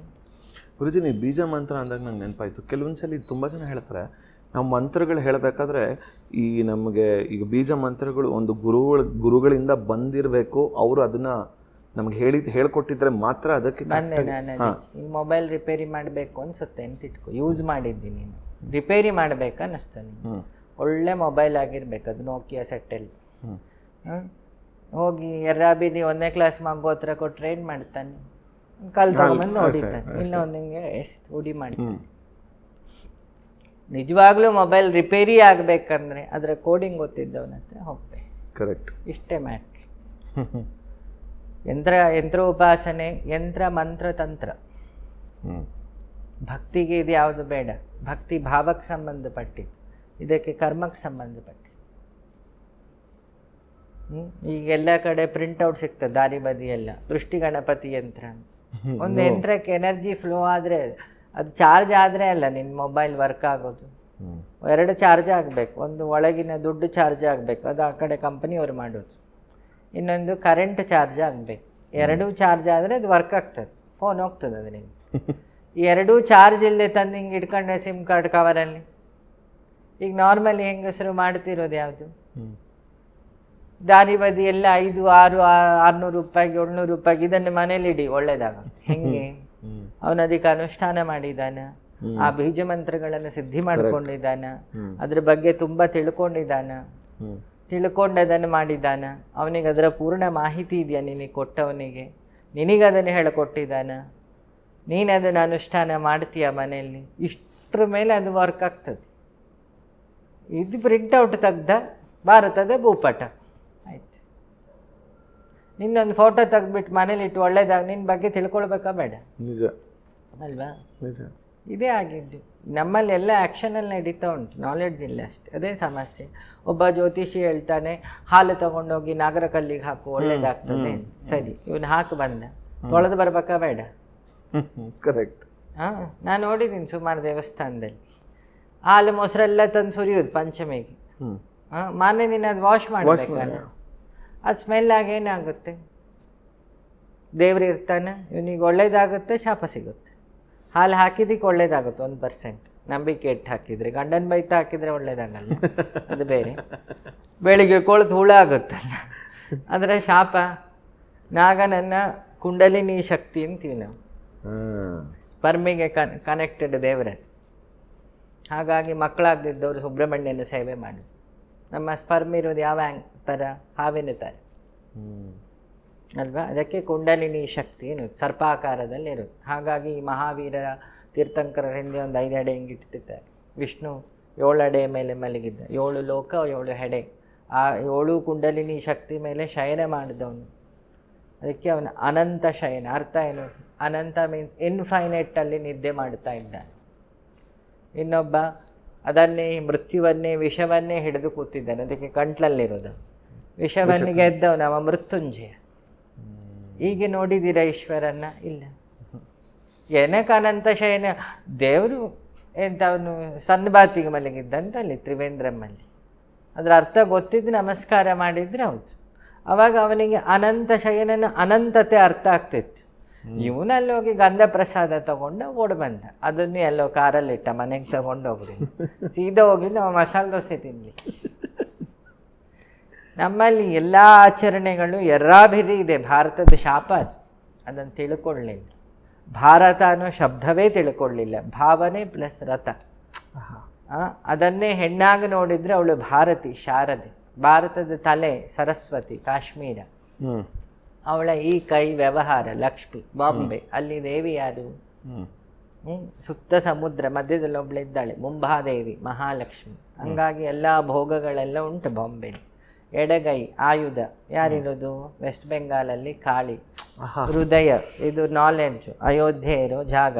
ಪಾದ ತೀರ್ಥ ಅಲ್ವಾ? ಅಂಗುಷ್ಟ ಪ್ರಾಣದಲ್ಲಿ ತಪಸ್ಸಿರುತ್ತಂತೆ, ಅದಕ್ಕೆ ಪಾದ ಪ್ರಕ್ಷಾಳನೆ ಮಾಡೋದು. ಕೆಲಸ ಇಲ್ಲ ಅಂತ ಮಾಡೋದಲ್ಲ. ಸನ್ಯಾಸಿಗಳ ತಪಸ್ಸಿರುತ್ತೆ, ಎಲ್ಲ ಕಡೆ ಅವರು ಸುತ್ತಾಡಿರ್ತಾರೆ. ತಾಯಿ ಪಾದದಲ್ಲಿ, ಜ್ಞಾನಿಗಳ ಪಾದದ ನೀರು ಕುಂಭಮೇಳದಷ್ಟೇ ತೀರ್ಥ. ಯಾಕೆ? ಆ ಕುಂಭ ಪರಿಶುದ್ಧವಾಗಿರುತ್ತೆ. ಕುಂಭ ಅಂದರೆ ಶರೀರ, ಸತ್ಕರ್ಮದಿಂದ ಶುದ್ಧಿಯಾಗಿರುತ್ತೆ. ಗೋವಿನ ಕಾಲಿನ ನೀರು. ಯಾಕೆ? ಈ ತಾಯಿ ಕೊಡೋದು 9 ದಿನ ಹಾಲು, ಅವಳು ಸಾಯೋ ತನಕ ಕೊಡ್ತಾಳೆ. ಯಾರಿಗೆ? ಅನಂತ ಶಯನನಿಗೂ ಹಾಲು ಅವಳೇ ಕೊಡೋದು, ಉಗ್ರಗಾಮಿಗಳಿಗೂ ಹಾಲು ಅವರು ಅದೇ ಕೊಡೋದು, ಅದನ್ನು ಕಡಿಯೋರಿಗೂ ಹಾಲು ಅವಳೇ ಕೊಡೋದು, ಅದನ್ನು ನಮಸ್ಕಾರ ಮಾಡೋವರಿಗೂ ಹಾಲು ಕೊಡೋದು. ಅವಳು ಅದಕ್ಕೆ ಪವಿತ್ರ. ನಮಗೆ ಅದು ಗೊತ್ತಾ? ಇಲ್ಲ. ಅದಿರಲಿ ಅಲ್ವಾ? ರೈತರಿಗೂ ಹಾಲವಳೆ ಕೊಡೋದು, ಎಲ್ಲರಿಗೂ ಅನ್ನಪೂರ್ಣೆಗೆ ಅನ್ನ ಹಾಕೋದು ರೈತರು, ಊರು ಕಾಯೋರು ಯೋಧರು. ಕಡಿಯೋರ್ಗೂ ಕೊಡೋದು ಅವಳೆ, ನಿಜ. ಆ ಹಾಲು ಅವಕ್ಕೆ ಆ ತಲೆ ಇಲ್ಲಲ್ಲ ಕಡಿಬೇಕಾರೆ, ಅದಿರಲಿ. ಆಮೇಲೆ ಅವಳು ಯಾವತ್ತೂ ಏನನ್ನು ಬಯಸಲ್ಲ. ಹಾಗಾಗಿ there is the compassion without expectation, that is the divine. ಅದು ತಾಯಿ ಹತ್ರ ಫೀಲ್ ಮಾಡ್ಬೋದು, ಪ್ರಕೃತಿ ಹತ್ರ ಫೀಲ್ ಮಾಡ್ಬೋದು, ಹಸುವಿನ ಹತ್ರ ಫೀಲ್ ಮಾಡ್ಬೋದು. ಅದಕ್ಕೆ ಭೂದೇವಿ, ಶ್ರೀದೇವಿ, ಗೋದೇವಿ. ನಮ್ಮವೀಗ ಮೂದೇವಿ. ಮೂ ಅಂದ್ರೆ ಏನು? ಮೂರ್ಖತನದ ಪರಮಾವಧಿಲಿರೋ ದೇವಿಯರು, ಅದಕ್ಕೆ ಮೂದೇವಿ ಆ ಶಬ್ದ ಅಲ್ವಾ. ಹಾಗಾಗಿ ನಮ್ಮ ಭಾರತ ಅನ್ನೋದೇ ಶಕ್ತಿಯ ಒಂದು ಟವರ್. ಅದನ್ನು ಹಂಗೆ ನೋಡಿದ್ದೀವ, ನಾಲೆಡ್ಜಿನ ಟವರ್. ನಾನು ಆ ಮಣ್ಣಲ್ಲಿ ಹುಟ್ಟಿದ್ದೀನಿ ಅಂತೀವಿ, ಹೆಮ್ಮೆ ಉಂಟ ಸುಡುಗಾಡು. ಇವ್ರು ಹೋಗಿ ತಲೆನ ಹಿಂಗೆ ಮಾಡಿ ಹಂದಿ ಥರ ಮಾಡಿದರೆ ಇವರಿಗೆ ಆನಂದ. We are in spike, you are not in hike. ಸ್ಪೈಕಲ್ಲಿದ್ದಿ ಸರಿ, ನೀನು ಮುಳ್ಳಂದಿ ಆದಿ ಮಂಗನೇ ಅಂತ. ಯಾಕೆ? ನಿಮಗೆ ನಾರ್ಮಲಿ ಮುಳ್ಳು ಇರಲಿಲ್ಲ, ಅದು ಹಂದಿಗಿದ್ದಿದ್ದು, ಮುಳ್ಳಂದಿಗೆ ನೀ ಮುಳ್ಳು ಬರೆಸ್ಕೊಂಡಿದ್ದಿ ಅಲ್ವಾ. ನಮಗೆ ನಾರ್ಮಲಿ ಇರೋದು ಇಲ್ಲಿ ಅವರಿಗೆ ಇಷ್ಟ ಇಲ್ಲ, ನಮಗೆ ಅಬ್ನಾರ್ಮಲ್ ಆಗಿ ತೋರಿಸ್ಬೇಕು, ಹರಿದ ಬಟ್ಟೆ ಹಾಕಿ ತಲೆ ಕಲರ್ ಹೊಡೆದು ಅಲ್ವಾ, ಹುಚ್ಚುಚ್ಚುರು ಥರ ಇದ್ದರೆ ನಮಗೇನೋ ಒಂದು ಆನಂದ. ದಕ್ಷಿಣ ಮತ್ತು ಉತ್ತರದೊಂದು ನಾಲೆಡ್ಜ್ ಇದೆ ನೋಡು. ಉತ್ತರದಲ್ಲಿ ಅವತಾರಗಳಾದ ಜಾಗ, ಹತ್ರ ಏನು ಪ್ರಶ್ನೆಗಳಿಗೆ ಉತ್ತರ ಕೊಡೋದು ಅವತಾರ, ರಾಮ ಕೃಷ್ಣ ಎಲ್ಲ ಉತ್ತರ. ದಕ್ಷಿಣ ಅನ್ನೋದು ಜ್ಞಾನದ ದಿಕ್ಕು, ನಾಲೆಡ್ಜಿನ ದಿಕ್ಕು. ಯಾಕೆ ದಕ್ಷಿಣಾಮೂರ್ತಿ ಗುರು ಅಂತ. ಆಚಾರ್ಯತ್ರಯರು ಹುಟ್ಟಿದ್ದಲ್ಲಿ ದಕ್ಷಿಣದಲ್ಲಿ, ಕನಕದಾಸರು, ಬಸವಣ್ಣ, ಅಲ್ಲಮ್ಮ ಎಲ್ಲ ಹುಟ್ಟಿದ್ದಲ್ಲಿ ದಕ್ಷಿಣದಲ್ಲಿ, ಅವತಾರಗಳು ಹುಟ್ಟಿದ್ದಲ್ಲಿ ಉತ್ತರದಲ್ಲಿ. ಹಿಮಾಲಯಕ್ಕೆ ಅವಾಗಿಂದ ಒಂದು ಪಾವಿತ್ರತೆ. ಎಲ್ಲರೂ ಕನ್ಫ್ಯೂಷನ್ ಆದಾಗ ಓಡುವುದೆಲ್ಲಿಗೆ? ಆ ಹಿಮಾಲಯ ತಲುಪಬೇಕಾದ್ರೆ 2-3 ಕಡೆ ಸ್ನಾನ ಆಗಬೇಕು. ಒಂದು ಅಲಕಾನಂದದಲ್ಲಿ, ಇನ್ನೊಂದು ಹರಿದ್ವಾರದಲ್ಲಿ, ಋಷಿಕೇಶದಲ್ಲಿ. ಫಸ್ಟು ನೀನು ಸ್ಯಾನಿಟೈಸ್ ಆಗೋಣ, ಆಮೇಲೆ ಬಾ ನನ್ನ ಹತ್ರ. ಮತ್ತಲ್ಲಿ ಮಾನಸ ಸರೋವರದಲ್ಲಿ ನೆಕ್ಸ್ಟ್ ಮನಸ್ಸನ್ನು ಸ್ಯಾನಿಟೈಸ್ ಮಾಡು, ನೆಕ್ಸ್ಟ್ ಓಂಕಾರದಿಂದ ನಿನ್ನನ್ನು ನೀನು ಸ್ಯಾನಿಟೈಸ್ ಮಾಡು. ಆವಾಗ ನಿಮಗೆ ಶಿವತತ್ವ ಏನು ಗೊತ್ತಾಗ್ತದೆ. ಇಲ್ಲ ಬದ್ರಿಯಲ್ಲಿರೋ ಯೋಗರೂಪಿ ನಾರಾಯಣ ಏನು ಅಂತ ಗೊತ್ತಾಗ್ತದೆ. ಇಬ್ಬರು ಆಚೆ ಇದ್ದಾರೆ. ಸೊ ಈ ಮಟ್ಟದಲ್ಲಿ ನಾವು ಅನಲೈಸನ್ನು ನಮ್ಮ ದೇಶ ಮಾಡಿದರೆ, ದೇಶವನ್ನು ಪ್ರತಿ ಹುಡುಗರು ಮಾಡಿದರೆ ಎಲ್ಲೋ ಇರ್ತಿದ್ರಿ. ಇವೀಗ ಕಮೆಂಟ್ ಹೊಡ್ಕೊಂಡು ಕೂರೋದು ಬಿಟ್ಟರೆ ಬೇರೆ ಏನಾದ್ರು ಕೆಲಸ ಉಂಟ? ಈಗಿರೋದು ಯೋಯೋ ಬಾಯ್ಸ್ ಅಲ್ಲ, ಓತ್ಲಾ ಬಾಯ್ಸ್ ಅಂತ. ದಿನ ಇಡೀ ಓತ್ಲಾ ಹೊಡಿತಾನೆ ಇರು. ಕೈಯಲ್ಲಿ 50 ರೂಪಾಯಿ ಇರಲ್ಲ, 5,000 ರೂಪಾಯಿದು ಸಜೆಷನ್ ಹೊಡಿತಿರ್ತಾರೆ. ಇವು ನೀನು ಹಿಂಗೆ ಮಾಡ್ಬೇಕಪ್ಪ, ನೀನು ಹಿಂಗೆ ಮಾಡಬೇಕು, ಮಚ್ಚಿ ನೀನು ಹಿಂಗಿರಬೇಕು. ಇವನು ಸಾಲ ಆಗಿ ನಾ ಮೊನ್ನೆ ಕೇಳಿದೆ, ಇನ್ಸ್ಟಾಗ್ರಾಮಲ್ಲಿ ದರಿದ್ರ ಇನ್ಸ್ಟೆಂಟ್ ಹಿಡಿದು ಫ್ರೆಂಡ್ ಗ್ರೂಪ್ ಹಿಡ್ಕೊಂಡು ಏನು ಮಾಡ್ತಿ? ಒಂದು ಮೆಸೇಜ್ ಹೊಡಿಯೋಣ, ನಮ್ಮ ಅಮ್ಮ ಅಡ್ಮಿಟ್ ಆಗಿದ್ದಾರೆ ಅಣ್ಣ, ನಾನೀಗ ಅಡ್ಮಿಟ್ ಆಗಿದ್ದೀನಿ, ಒಂದು 50,000 ಬೇಕು ಅಂತ. ಎಷ್ಟು ಜನ ಅಂತ ಅದರಿಂದ ಹಿಂದೆ ಬರೋರು ಎಲ್ಲ ಕಾಣೋದೇ ಇಲ್ಲ. ನಮ್ಮ ಹಳ್ಳೀಲಿ ಹುಷಾರಿಲ್ಲ ಆದರೆ ಇಡೀ ಊರವರು ಒಂದೊಂದು ದಿನ, ಅವ್ರಿಗೆ ಒಂದೊಂದು ದಿನವೂ ಇಂಪಾರ್ಟೆಂಟ್, ಕೂಲಿ ಮಾಡ್ತಿರ್ತಾರೆ. ನಾನು ನೋಡಿದ್ದೀನಿ ಇದನ್ನು. ಮಣಿಪಾಲಲ್ಲಿ ಹತ್ತಿರ ನಮಗೆ ಆಸ್ಪತ್ರೆ. ಅಡ್ಮಿಟ್ ಆದಾಗ ಇಡೀ ಊರವ್ರು ಹೋಗ್ತಾರೆ ಅವ್ರನ್ನ ನೋಡ್ಕೊಂಬರಕ್ಕೆ. ಅವ್ರ ಕೈಲಿ ಏನೇನಾಗುತ್ತೆ ಅದನ್ನೆಲ್ಲ ಕೊಟ್ಟು, ದುಡ್ಡು ಕೊಡ್ಲಿಕ್ಕಾಗಿಲ್ಲ ಅದನ್ನೊಂದು ಸಂತೈಸಿ ಬರ್ತಾರೆ. ಸಿಟಿಯಲ್ಲಿ ಉಂಟಂತ. ಅಪ್ಪ ಇಲ್ಲ ಅಡ್ಮಿಟ್ ಆದರೆ ಹೋಮ್ ನರ್ಸಿಗೋ ಯಾರಿಗೋ ದುಡ್ಡು ಹಾಕಿಬಿಟ್ಟು, ಮಗ US ಕೂತು I will pray for you. ಎಂತ ಮಾಡೋದಿಲ್ಲ ಅವನ ಕರ್ಮ, ನನ್ನಿಂದ ಹೊಡೆದ.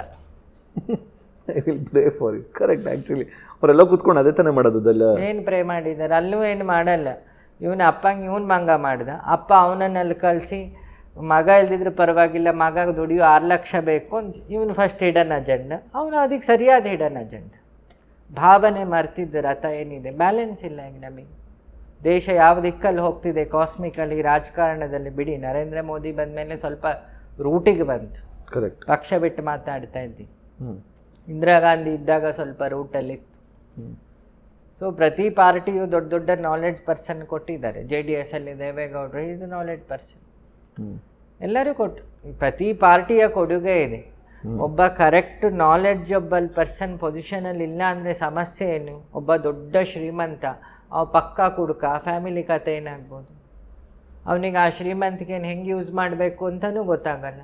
ಅವನಿಗೆ 2 ಇರೋದು, ಇನ್ಪುಟ್ ಔಟ್ಪುಟ್. ಎಣ್ಣೆ ಅಂಗಡಿಗೆ ಹೋಗಿ ಕುಡಿ, ಬಲ್ಕೋ ತಿನ್ನು, ಮನೇಲಿ ಮಾಡಿರ್ತಾರೆ ಕುಡಿ, ಇದನ್ನೇ ನೋಡ್ತಾ ಹೋಗ್ತಾನೆ. ಏನಾಗ್ಬೋದು ಸಂಪತ್ತು? ಒಬ್ಬ ಒಳ್ಳೆ ಪ್ರಧಾನಿ ಇಲ್ಲ ಅಂದರೆ ದೇಶ ಏನಾಗುತ್ತೆ? ಹ್ಯೂಮನ್ ರಿಸೋರ್ಸ್ ಕತೆ ಏನು? ಪ್ರಾಣಿಗಳಾಗಿ ಇರ್ತಾರೆ ಅವರು. ಈ ದೇಶದ ರಿಸೋರ್ಸ್ ಕತೆ ಏನು? ನಾಲೆಡ್ಜಿನ ಕತೆ ಏನು?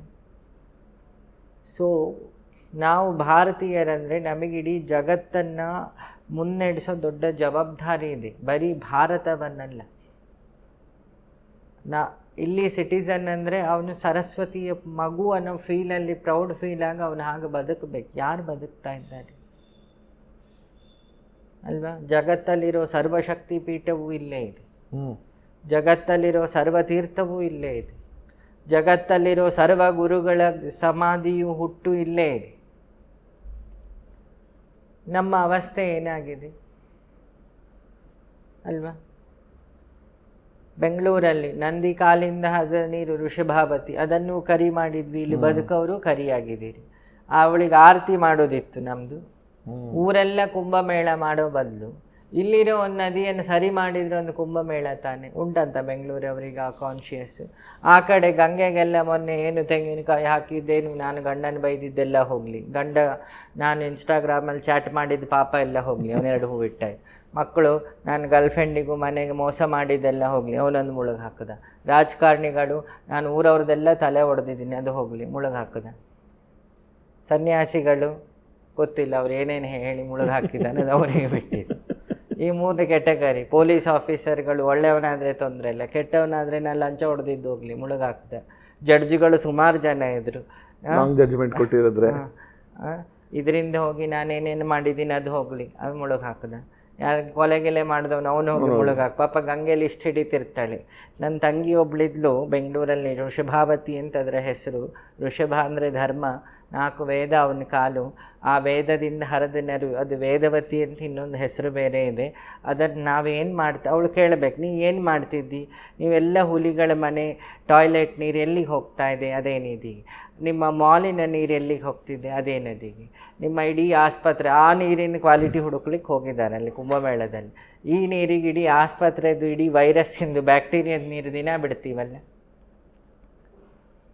ಅದು ಹರಡಲ್ಲಂತ ಇಲ್ಲಿ. ಪೊಲ್ಯೂಷನ್ ಬೋರ್ಡ್ ಅವರು ಏನು ನಿದ್ದೆ ಮಾಡಿದಾರ ನನಗಂತೂ ಗೊತ್ತಿಲ್ಲ. ನಮ್ಮ ಜನಕ್ಕೆ ನಾನು ಹೇಳೋದು ಯಾವಾಗ, ನಿಮ್ಮ ಮನೆ ಆಶ್ರಮ ಆಗಬೇಕು. ಆಶ್ರಮ ಅಂದರೆ ಸಣ್ಣ ಕಾಬಿ ಉಟ್ಕೊಂಡು ತಲೆ ಬೋಳ್ಸ್ಕೊಂಡು ತಿರುಗಿ, ಬಿ ಲೀವ್ ವಿತ್ ಕಾನ್ಷಿಯಸ್. ನಿಮ್ಮ ಊರು ಅಯೋಧ್ಯೆ ಆಗಬೇಕು ವಿತ್ ಎಥಿಕ್ಸ್. ನಿಮ್ಮ ನದಿ ಇದನ್ನೆಲ್ಲ ಉಳಿಸಬೇಕು. ಸೊ ಇದನ್ನು ಬರೀ ಭಾಷಣ ಅಲ್ಲ, ಪ್ರತಿಯೊಬ್ಬರು ಬೆಂಗಳೂರಲ್ಲಿ ಹಾಳು ಮಾಡೋಕ್ಕೆ V are all part of it. ನಾವು ಸರಿ ಹೋಗಬೇಕು. ಅದಾದಾಗ ಮಾತ್ರ ಈ ಚರ್ಚೆ. ಇಲ್ಲ ಅಂದರೆ ಗುರೂಜಿ ನೀವೆಲ್ಲಿ ಧ್ಯಾನ ಮಾಡಿದ್ರಿ, ಎಂತ ಆಗ್ಬೇಕು ಕಟ್ಕೊಂಡು, ನೀವೆಲ್ಲಿ ಯಾವ ಮರದಡಿ ಕೂತಿದ್ರಿ, ಅದು ಅಶ್ವತ್ಥ ಮರನೋ ಅಥವಾ ಜಾಲಿ ಗಿಡವೋ? ನಾನು ಹೇಳೋದು ಇದರಿಂದ ಏನು ಪ್ರಯೋಜನ? ನಿಮ್ಮ KG ಎಷ್ಟು, ನೀವು ಬೆಳಗ್ಗೆ ನಿಮ್ಮ ರುಟೀನ್ ಹೇಗೆ ಶುರು ಮಾಡ್ತೀರಿ, ಜಾಸ್ತಿ ಸೋಷಿಯಲ್ ಮೀಡ್ಯಾದಲ್ಲಿರೋದು ಏನಾಗಬೇಕು ಅದು ಕಟ್ಕೊಂಡು. ಎಲ್ಲ ಗೆಸ್ಟಿಗೂ ಕಾಮನ್ ಕ್ವಶನ್. ಅದೆಲ್ಲ ಇರಲಿ, ನಾವೀಗ ಯಾವ ಅವಸ್ಥೆಯಲ್ಲಿದ್ದೀವಿ ಎಲ್ಲರೂ ಸೇರಿ ಮ್ಯಾಸಿವ್ ಆಗಿ ಅದನ್ನು ಸರಿ ಮಾಡ್ಕೊಳ್ಬೇಕು, ಅದರ ಚರ್ಚೆ ಮಾಡುವ ಅಲ್ಲ. ಸರಿ, then that is the social media, because that it contain the concern about the society. Otherwise it is not social media, it's a time pass ಅಲ್ವಾ? ಕರ್ಮ ಕಾನ್ಸೆಪ್ಟಲ್ಲಿ ಸುಮಾರು ಜನ ಹೇಳ್ತಾರೆ, ಏನೇ ನಂದೇನು ಸರಿ ಹೋಗ್ತಿಲ್ಲ ಅಂದರೆ, oh it is all because of my bad karma, ಅಥವಾ ಚೆನ್ನಾಗಿ it is because of my. ಸತ್ಯ ಅದರಲ್ಲೇನು? ಕರ್ಮ ಅಂದ್ರೇನು? ಅಂದರೆ ಕಾಯಕ, ಮರ್ಮ ಅಂದರೆ ನಾಲೆಡ್ಜ್. ಎರಡು ಸೇರಿದ್ರೇನು? ಕರ್ಮ ಸರಿ ಇದೆ. ಧರ್ಮ ಅಂದ್ರೇನು? ದಯೆ, ಕಂಪ್ಯಾಷನ್, ಆ್ಯಂಡ್ ಮತ್ತೆ ಮರ್ಮ ಪ್ಲಸ್ ಎರಡು ಸೇರಿದ್ರೆ ಧರ್ಮ. ಕಾನ್ಷಿಯಸ್ ಮತ್ತೆ ಕಾನ್ಷಿಯಸ್ ಬಂತು, ಆ್ಯಂಡ್ ಕಂಪ್ಯಾಷನ್, ಇದು ಧರ್ಮ. ಯಾರಿದ್ದಾರೆ ಹಾಗೆ? ಧರ್ಮ ನಾವು ರಾಮನಿಗೆ ಎಲ್ಲ ಬಗ್ಗೆ ನಮಸ್ಕಾರ ಮಾಡ್ತೀವಿ, ಯಾಕೆ? Because of his ethics. Correct. Rama ದೇವರು ಅಂತ ಅನ್ನೋದು ಸೆಕೆಂಡರಿ, ಅವನು ಇಡೀ ಲೈಫಲ್ಲಿ ಎಥಿಕ್ಸಲ್ಲಿದ್ದ. ನಮ್ಮಲ್ಲಿ ಆ ಎಥಿಕ್ಸ್ ಇಲ್ಲ, ನಾವು ಖುಷಿಲಿಲ್ಲ. ನಮ್ಮಲ್ಲಿ ಆ ಮಟ್ಟದ ಸ್ಯಾಕ್ರಿಫೈಸ್ ಇಲ್ಲ. ಅವನು ಅಪ್ಪನಿಗೋಸ್ಕರ ಕಾಡಿಗೆ ಹೋದ, ನಾವು ಅಪ್ಪನೇ ಕಾಡಿಗಟ್ಟಿದ್ವಿ ಆಸ್ತಿಗೋಸ್ಕರ. ಅವ ಅಣ್ಣ ಬರೋ ತನಕ ನಾನು ಒಳಗೋಗಲ್ಲ ಅಂತ ಪಾದುಕೆ ಹಿಡ್ಕೊಂಡು ಕೂತ. ನಾವು ಅಣ್ಣ ಹೊರಗೆ ಹೋಗಿದ್ದೆ ತಡ ಬ್ಯಾಂಕ್ ನೋಟಿಸ್ ಹಾಕಿ ಸೀಲ್ ಗುದ್ದಿ, ಮಗನೇ ಇನ್ನು ಕಾಲಿಟ್ರೆ ನಿನ್ನ ಬಿಡಲ್ಲ ಅಂತ ಹೇಳಿ ರೌಡಿಗಳಿಗೆ ಹೇಳ್ತೀವಿ. ಈಚೆ ನಮ್ಮದೆಲ್ಲ ಏನು, ಇವತ್ತು ರಾಮನವಮಿ, ಜೈ ಶ್ರೀರಾಮ್, ಏನಕ್ಕೆ ನಂಗೆ ಅರ್ಥ ಆಗದಿತ್ತು. ಈಚೆ ನಮ್ಮದು ಕೃಷ್ಣಾಷ್ಟಮಿ, ಏನು ಇದ್ದವ್ರ ಮೈ ಮೇಲೆಲ್ಲ ಕಲ್ಲರ್ ಹಾಕೋದು, ಮೊಸರು ಕುಡಿಕೆ ಹೊಡೆಯೋದು. ಈ ಕುಡಿಕೆ ಹಾಳಾಗಿದೆಯಲ್ಲ ಜ್ಞಾನ ಇಲ್ಲದೆ. ಭಗವದ್ಗೀತೆನಿಟ್ಟು ಅದ್ರ ಮೇಲೆ ದಾಸವಾಳ ಇಡೋದು, ಇಷ್ಟು ದಿನ ಮನೆ ಪ್ರಪಂಚಕ್ಕೆಲ್ಲ ಇಟ್ಟೆ ಕೃಷ್ಣ, ಇವತ್ತು ನಿಂಗೂ ಒಂದು ಕೆಂಪು ದಾಸವಾಳ ಇಡ್ತಿದ್ದೀನಿ, ಇಟ್ಕೊಂಡು. ಇವನ ಅರ್ಥ ಆಗೋದಿಲ್ಲ, ಹೇಳಿದರೆ ಸಿಟ್ಟು ಬರುತ್ತೆ, ಒಮ್ಮೊಮ್ಮೆ ಸತ್ಯ ಬರ್ತದೆ ಫಿಲ್ಟ್ರ್ ಇಲ್ಲದೆ. ಏನು ಮಾಡೋಣ ಅಲ್ವಾ? ಇವ್ರಿಡೀ ದಿನ ವರ್ಷ ಇಡೀ ಭೀಮನ್ ಥರ ತುಳಿದು ಗಂಡಂದ್ರನ್ನ ಯಾವತ್ತೂ ಒಂದಿನ ನೀರು ತಗೊಂಡೋಗಿ ಕಾಲು ತೊಳೆದು ಬೆಳಗ್ಗೆ ಅವ್ನು ರಾತ್ರಿ ಪಾರ್ಟಿ ಮಾಡಿ ಮಲಗಿರ್ತಾನೆ. ಅವನಿಗೆ ಈ ನೀರು ಬೀಳ್ತಿದ್ಯೋ ತಲೆಗೆ ನೀರು ಬೀಳ್ತಿದ್ಯೋ ಗೊತ್ತಾಗಲ್ಲ. ಅವಳು ಹೆಬ್ಬೆಟ್ಟು ತೊಳೆಯೋದು ಸಿಟಿಗಳೇ ಪರಿಸ್ಥಿತಿ. ಅದು ನೀರು ಹಾಕೊಳ್ಳೋದು ಗಂಡನ ಮೇಲೆ ಭಕ್ತಿ ಇನ್ನಲ್ಲ, ನಂಗೆ ಕರ್ಮ ಅಂಟ್ತೀನಿ. ಹಾಂ, ಅಕ್ಷಯ ತೃತೀಯ ಅಂದರೆ ಒಳ್ಳೆ ಕೆಲಸ ಮಾಡಿ ಅಂತ. ಈಗೇನು ಮಾಡೋದು, ಚಿನ್ನದ ಅಂಗಡಿಗೆ ಹೋಗಿ ಚಿನ್ನ ತರೋದು ಗಂಡನಿಗೆ ಕಾಟ ಕೊಡಿ. ಅದರ ಅರ್ಥ ಏನು, ವರ್ಷ ಇಡೀ ಕಾಟ ಕೊಡ್ತೇನೆ ನಿಂಗೆ ಅಕ್ಷಯ ಆಗಲಿ. ಅವನು ಯಾರ್ದು ಅವಾಗಲ ನೋಡಿ, ಜಾಸ್ತಿ ಈಗಿನ ಆಫೀಸರ್ಸ್ ಕರಪ್ಷನ್ ಆಗ್ಲಿಕ್ಕೆ ಕಾರಣ ಅವರ ಹೆಂಡತಿ ಮಕ್ಕಳು. ರಾಹು ಕೇತು ಅಲ್ಲ, ಅವರ ಹೆಂಡತಿ ಮಕ್ಕಳು. ಅದನ್ನು ತಿಳ್ಕೊಂಡಿದ್ಯಾರ? ಮತ್ತು ಗಂಡ ಜೈಲಿಗೆ ಹೋದಾಗ ಇವಳು ಹೋಗೋದು ದೇವಸ್ಥಾನದಲ್ಲಿ ಪೂಜೆ ಮಾಡೋಕ್ಕೆ, ನೀನು ಹೇಳ್ದಾಗೆ ಗ್ರಹಗತಿ ನೋಡೋಕ್ಕೆ. ಹಾಳಾಗಿದ್ಯಾವುದು, ಗತಿಯೋ ಅವನ ಮತಿಯೋ? ಕರೆಕ್ಟ್, ಮತಿ ಹಾಳಾಗಿದೆ. ಮತಿ ಅಂದರೆ ಬುದ್ಧಿ. ಆವಾಗ ಪಾಠ ಹೇಳಬೇಕಿತ್ತು. ಇವಳು ದಿನ ಮನೆಗೆ ಬಂದರೆ ನಂಗೆ ಕಿಟಿ ಪಾರ್ಟಿಗೆ ಹೋಗಬೇಕು, 5 ಲಕ್ಷ ಸೀರೆ ಬೇಕು ಅಂದರೆ ಒಬ್ಬ ಗೌರ್ಮೆಂಟ್ ಆಫೀಸರ್ ಒಂದು ಸಂಬಳ ಒಂದು ಅದರಿಂದ ಹೆಂಗೆ ಸೀರೆ ತಂದು ಕೊಡ್ತಾನೆ? ಅವಾಗ ಅವ್ನು ಲಂಚ ತೊಗೊಳ್ಬೇಕು. ಮಕ್ಕಳಿಗೆ ಇಲ್ಲೆಲ್ಲೂ ಟೀ ಕುಡಿದ್ರೆ ಆಗೋದಿಲ್ಲ. ವರ್ಷಕ್ಕೊಮ್ಮೆ ಅವರು ಆಮ್ಸ್ಟರ್ಡಾಮಿಗೆ ಹೋಗಿ ಅಲ್ಲಿ ಸ್ನಾನ ಆಗಬೇಕು.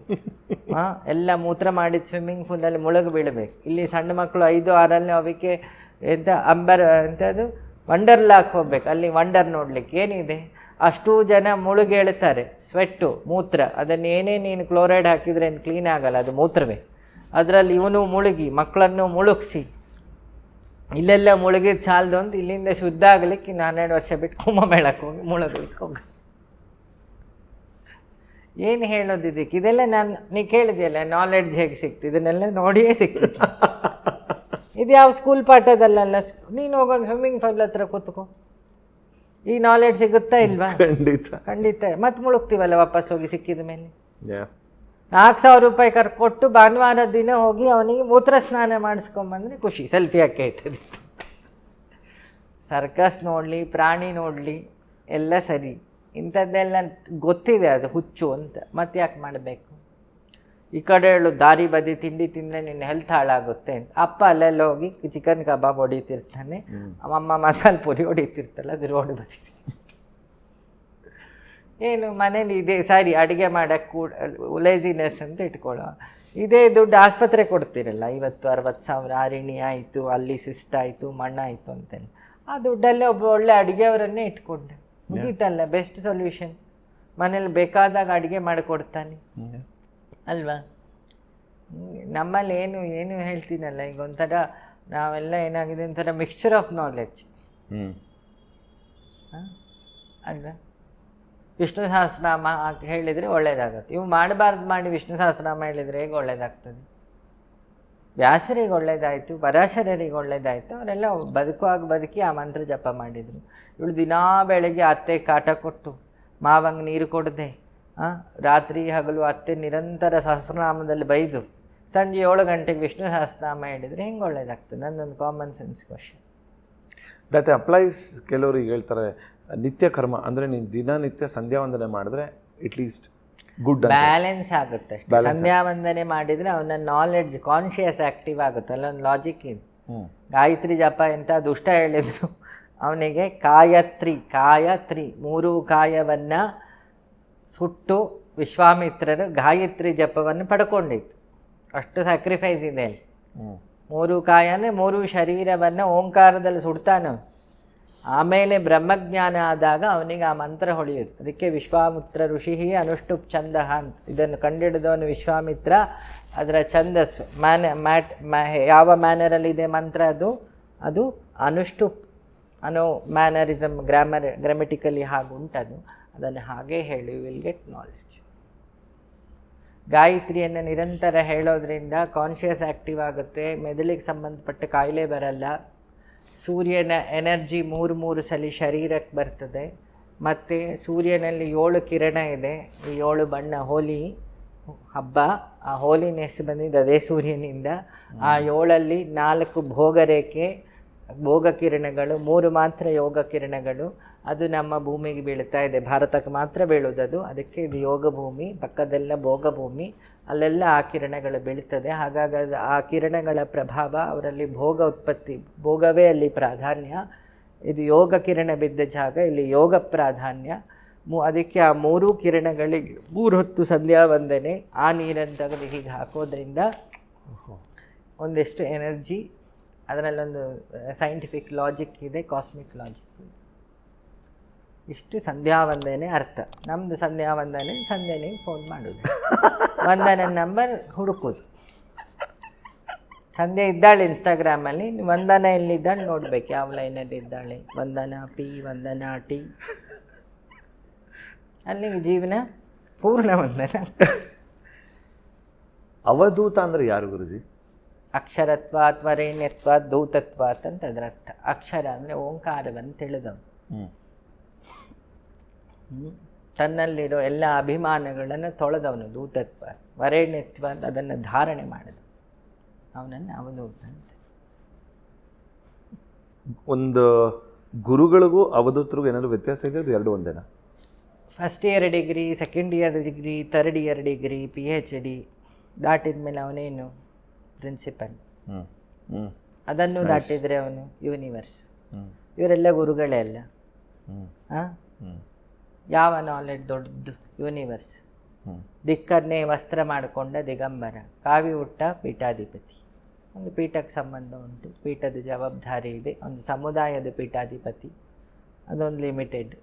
ಒಳ್ಳೆ ಕೆಲಸವೇ, ಇಲ್ಲ ಅಂತಲ್ಲ.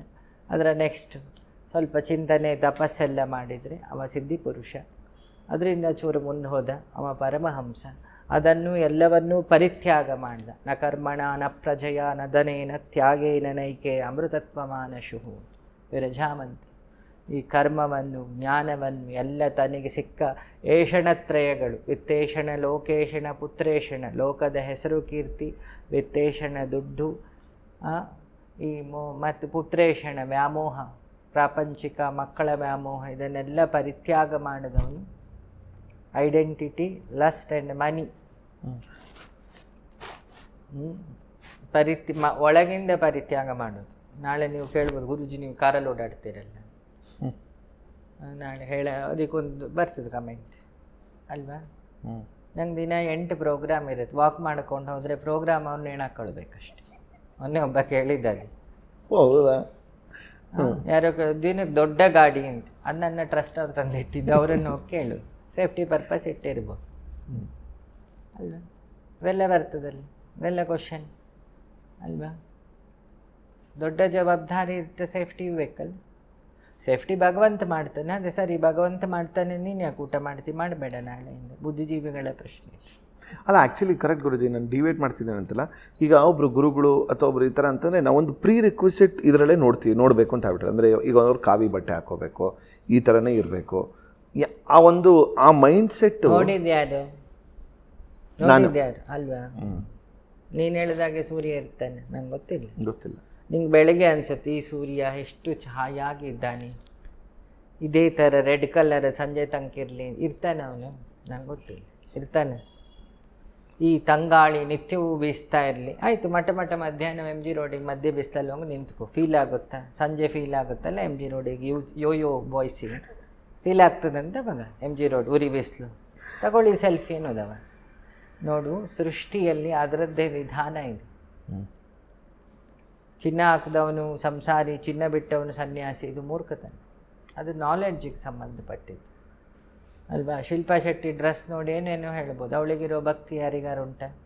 ಅವಳು ದಿನ ಮಾಡೋ ಯೋಗ ಯಾರು ಮಾಡ್ತಾರೆ? ನೋಡಿ ಅವಳ ಹೆಲ್ತ್ ಇಂಪ್ಯಾಕ್ಟು. ಅವಳ ಹೆಲ್ತ್ ಚೆನ್ನಾಗಿದೆ, ಮನೆ ಚೆನ್ನಾಗಿದೆ ಅಲ್ವಾ. ಕಂಗನನಿಗೆ ಭಕ್ತಿ ಇಲ್ವಾ? ಅವಳು ಮೂವಿ ನೋಡಿದವ್ರು ಹೇಳೋದು, ಇದು ಯಾವ ಹುಡುಗಿಯಪ್ಪ ಅಂತ ಹೇಳ್ಬೋದು, ಫ್ಯಾಷನ್ ಮೂವಿ ನೋಡಿದವರು.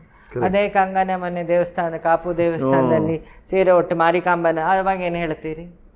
ಈ ವೇಷ ಭೂಷಣ ನೋಡಿ ಡಿಸೈಡ್ ಮಾಡೋ ಹುಚ್ಚಾಟ ಮೊದಲು ನಿಲ್ಲಿಸ್ತಾರೆ. Don't judge a book by its cover. Sanyasa is not the dress sense, it is related to conscious. ನಮಗೆ ಈ ಕಾನ್ಷಿಯಸ್ ಅನ್ನೋ ಶಬ್ದವೇ ಗೊತ್ತಿಲ್ಲದಾಗ ಇನ್ನೇನು ಮಾಡೋದು? ಅವಾಗ ಆ ಬಟ್ಟೆಯನ್ನು ನೋಡ್ತೀರಿ. ಆಚಾರ್ಯತ್ರಯರು ದಕ್ಷಿಣದ ಕಡೆಗೆ 3 ಸನ್ಯಾಸವನ್ನು ಹೇಳಿದರು.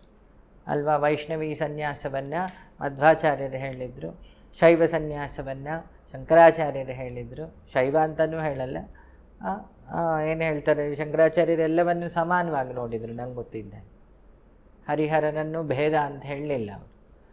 ರಾಮಾನುಜರು ಅಮಲಾ ಭಕ್ತಿ ಅದ್ವೈತ ವಿಶಿಷ್ಟ ಅದ್ವೈತವನ್ನು ಇನ್ನೂ ಹೇಳಬೇಕಾ, ಈ ಚಾಕ್ಲೇಟು ನಾನು ಇದು ದ್ವೈತ, ಇದನ್ನು ಮಧ್ವಾಚಾರ್ಯರು ಹೇಳಿ. ಚಾಕ್ಲೇಟ್ ಸ್ವಲ್ಪ ನಾಲಿಗೆಗಿಟ್ಟೆ, ಚಾಕ್ಲೇಟ್ ಅಸ್ತಿತ್ವ ಇದೆ ಅಲ್ಲ, ಐಡೆಂಟಿಟಿ ಇದೆ chocolate, but it is giving taste.